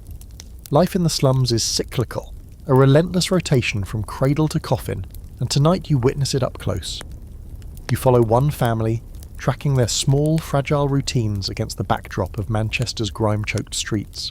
The mother rocks a baby in a straw-filled corner of the room, her arms sore, eyes bloodshot, yet she sings softly to soothe him. Her older children, thin and soot-streaked, scurry about fetching water, sweeping the floor or collecting coal. The father returns from the mill, clothes blackened. Hands raw, muscles aching. Each member of the household is engaged in a choreography of survival, an intricate dance that balances work, care, and endurance with minimal rest. The infant coughs faintly, chest rattling in a way that makes you flinch. The mother cradles him closer, wrapping him in a patchwork of rags that serves as both blanket and armour. You notice the older siblings glance toward him nervously, aware that sickness spreads quickly in cramped quarters. A cough, a sneeze, a fever, any of these can turn the fragile household upside down. Families like this one are trapped in a constant negotiation with death, disease, and poverty. They operate in a delicate equilibrium where one misstep can have catastrophic consequences. Here's a stark fact. Infant mortality in Victorian Manchester was extremely high, especially among working-class families living in slums. 1 in 4 children did not survive past the age of 5. Overcrowding, poor sanitation, and malnutrition combined with disease to make survival an unpredictable lottery. Parents developed strategies, rotating sleeping arrangements, careful rationing of food, and rigorous hygiene rituals, though these often provided only partial protection. Every child alive is both a small miracle and a continuing responsibility. You watch the father prepare a meagre supper, a crust of bread, some thin broth, a few turnips. He hands portions to the older children first, saving what little remains for himself. Hunger is a constant companion, but rationing ensures that no one goes completely without. The mother sets aside a bit of stale bread for the baby, softening it with the water. They function as a unit, each member acutely aware of their role, each movement calculated for survival.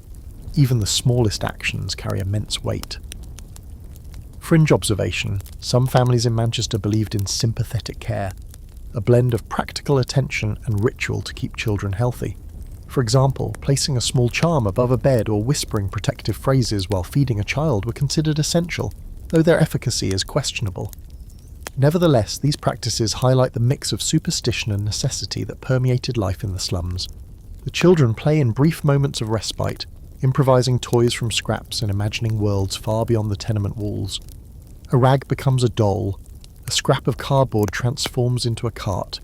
They laugh softly, careful not to disturb sleeping neighbours or attract the ire of adults. Even in the direst circumstances, play persists.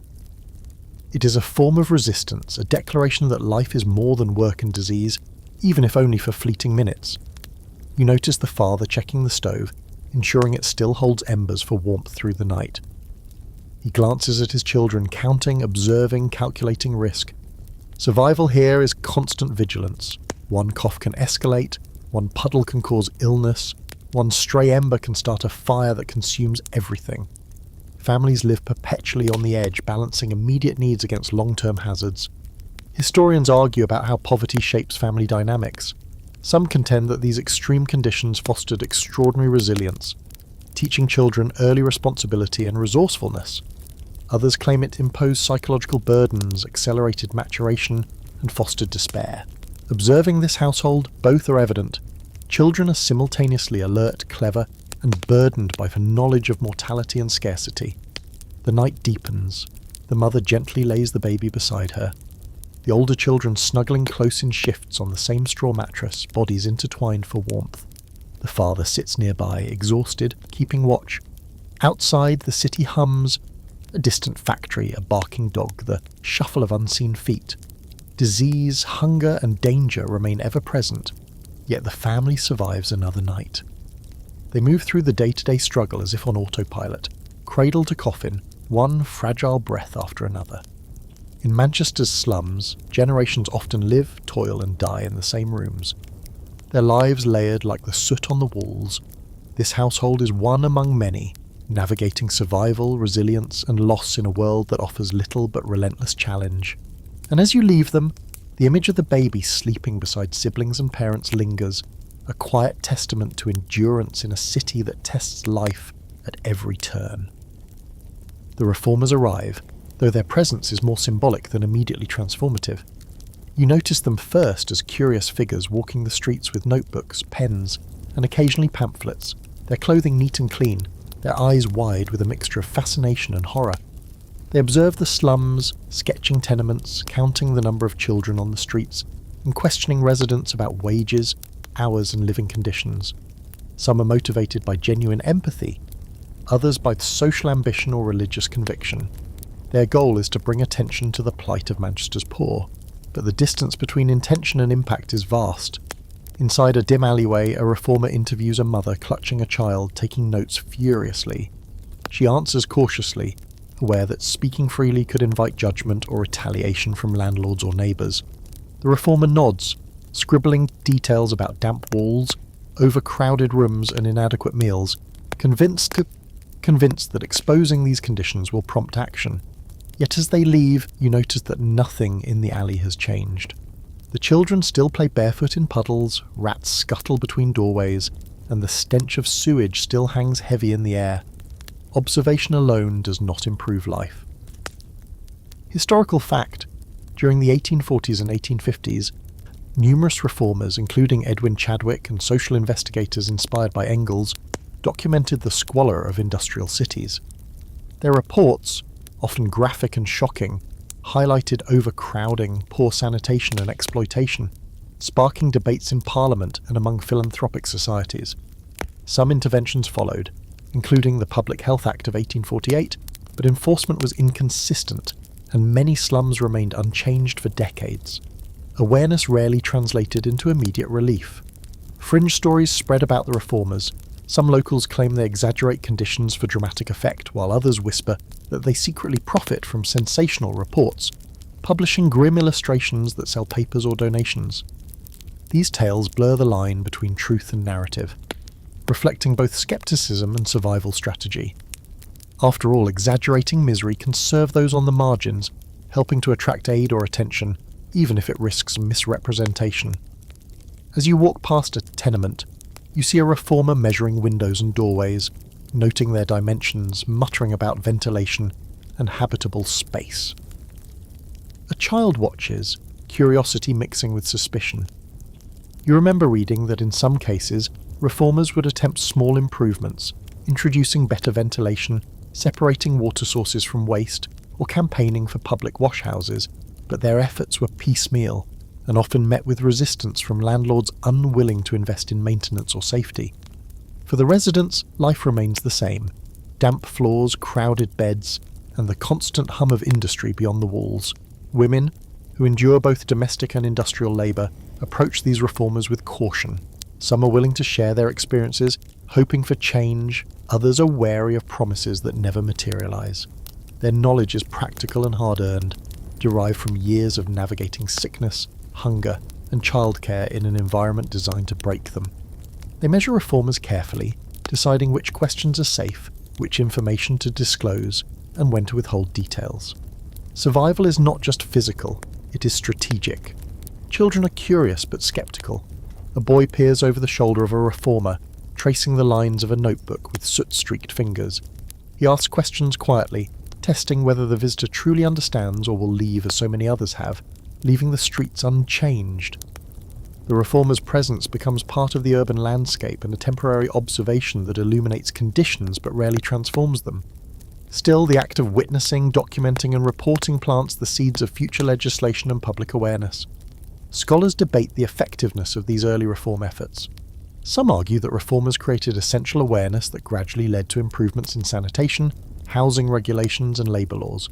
Others insist their work was superficial, slow to implement and often condescending, failing to address the systemic inequalities that created slum conditions in the first place. Both arguments hold truth. Their efforts were crucial but insufficient. You watch as a reformer departs, notebook full, eyes bright with accomplishment. Behind them, the tenements remain dark and damp. Children play in alleys, rats scurry, and mothers continue their endless vigilance. Change is slow, and the city moves at its own pace. Yet the act of intervention, however limited, is a reminder that some are trying imperfectly to bridge the gap between observation and action. For now, the slums endure, unchanged and relentless, but the presence of reformers introduces a faint glimmer of hope, however fragile, that the grinding machinery of poverty and neglect may eventually yield to attention, advocacy, and legislation. Even as reformers walk the streets, Manchester itself continues to choke. Smoke curls from every chimney, blanketing the city in a haze that never fully dissipates. The River Irwell runs black and sluggish, carrying sewage, chemicals, and industrial runoff along its length. You step carefully through the alleys, boots splashing in puddles of bowl mud and waste, watching as children dart past. Their laughter brittle and fleeting. The city breathes in smog and despair, exhales filth and noise, and moves relentlessly forward. There is no pause for morality, no reprieve for those crushed under its weight. Everywhere you look, the effects of industrialisation are stark. Tenements rise in uneven rows, brick facades streaked with soot, windows broken or missing, laundry lines sagging under damp clothing. Streets funnel waste, rain and coal dust through narrow channels, pooling in corners where rats play and vermin thrive. Factories hum day and night, their engines ceaseless, echoing through the streets, through your bones, through the city itself. The sheer scale of Manchester's industrial might is awe-inspiring and terrifying. It produces wealth beyond imagination, and misery beyond comprehension. You pass a group of children selling matches and scraps of paper, their eyes wide and alert. Some are barefoot, some missing fingers, some coughing from dust or disease. Hunger drives them forward, Curiosity keeps them moving and fear sharpens every gesture. Adults in nearby alleys exchange hushed warnings about police inspections, angry landlords, and rival children scavenging for the same crumbs. Every step, every interaction carries risk. Survival is a constant calculation. Fringe fact, some Manchester residents believe that the very air itself was poisoned, that inhaling smoke and chemical residues from the mills aged the person prematurely or imbued them with a lingering sickness. While not entirely accurate, repeated exposure to coal dust, chemical fumes, and textile fibres did indeed contribute to lung disease, eye irritation, and chronic fatigue.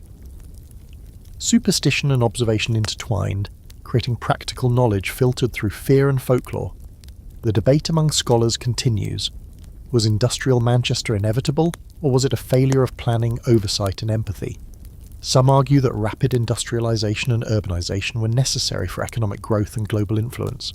Others insist the suffering of the poor was not a byproduct but a structural consequence of greed and neglect. The streets, tenements, and canals testify to both perspectives, a living archive of progress and devastation.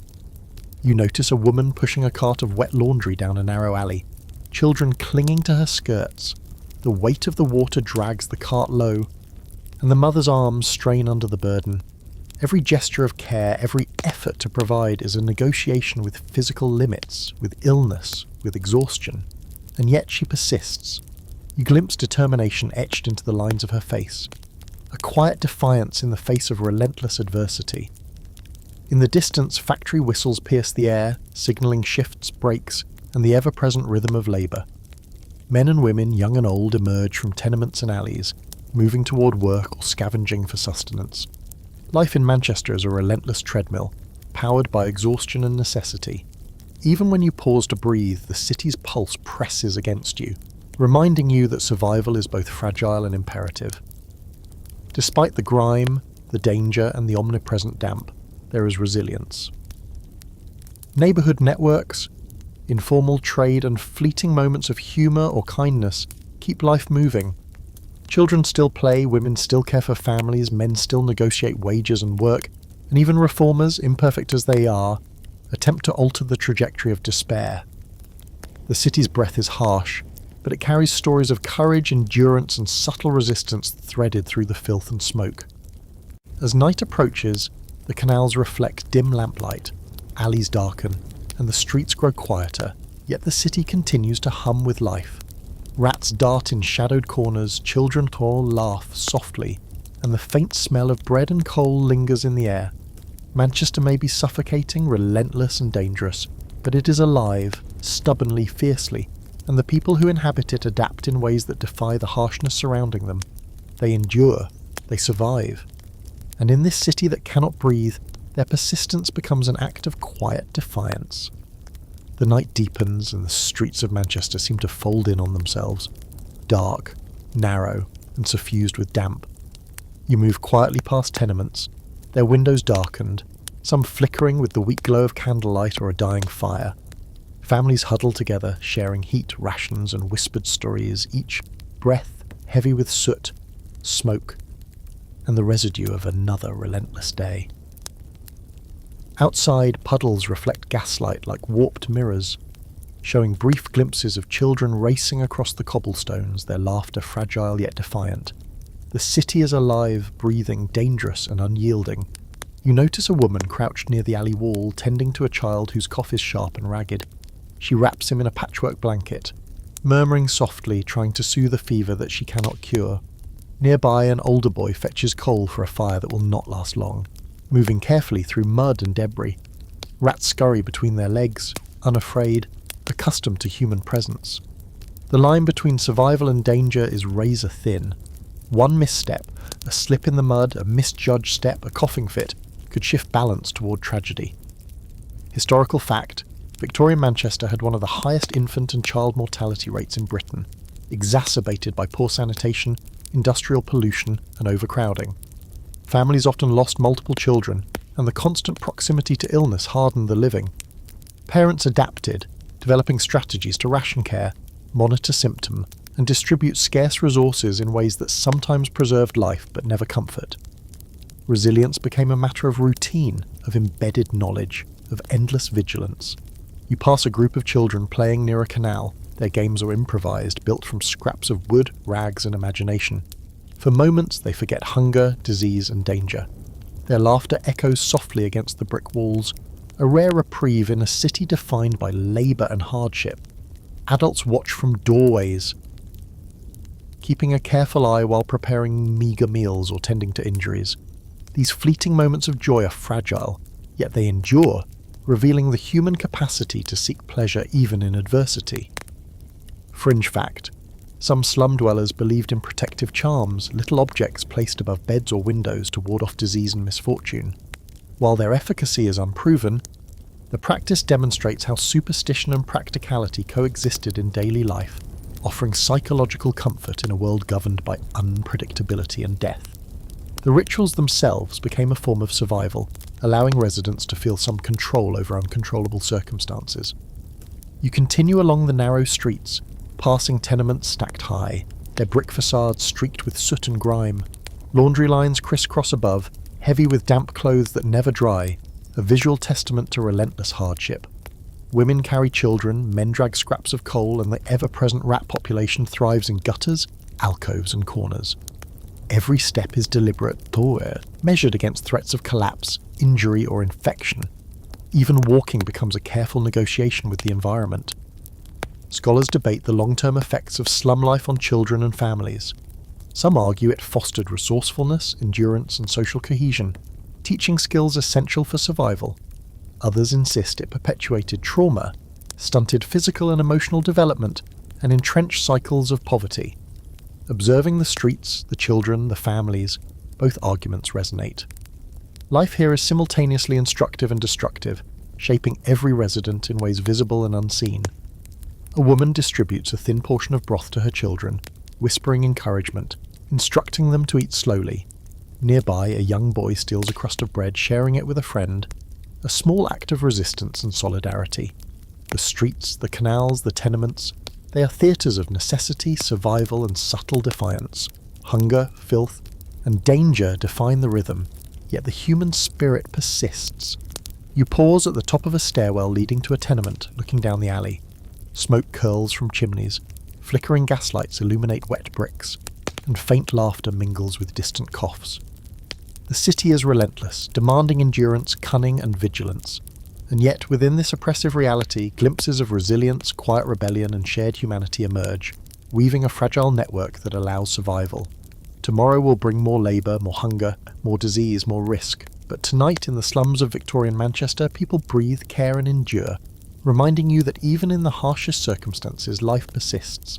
And as you step inside the tenement, the air thick with damp soot and faint hope, you realise that surviving here is not just about avoiding death. It is about finding tiny victories, maintaining human connection, and resisting a city that would otherwise crush you entirely.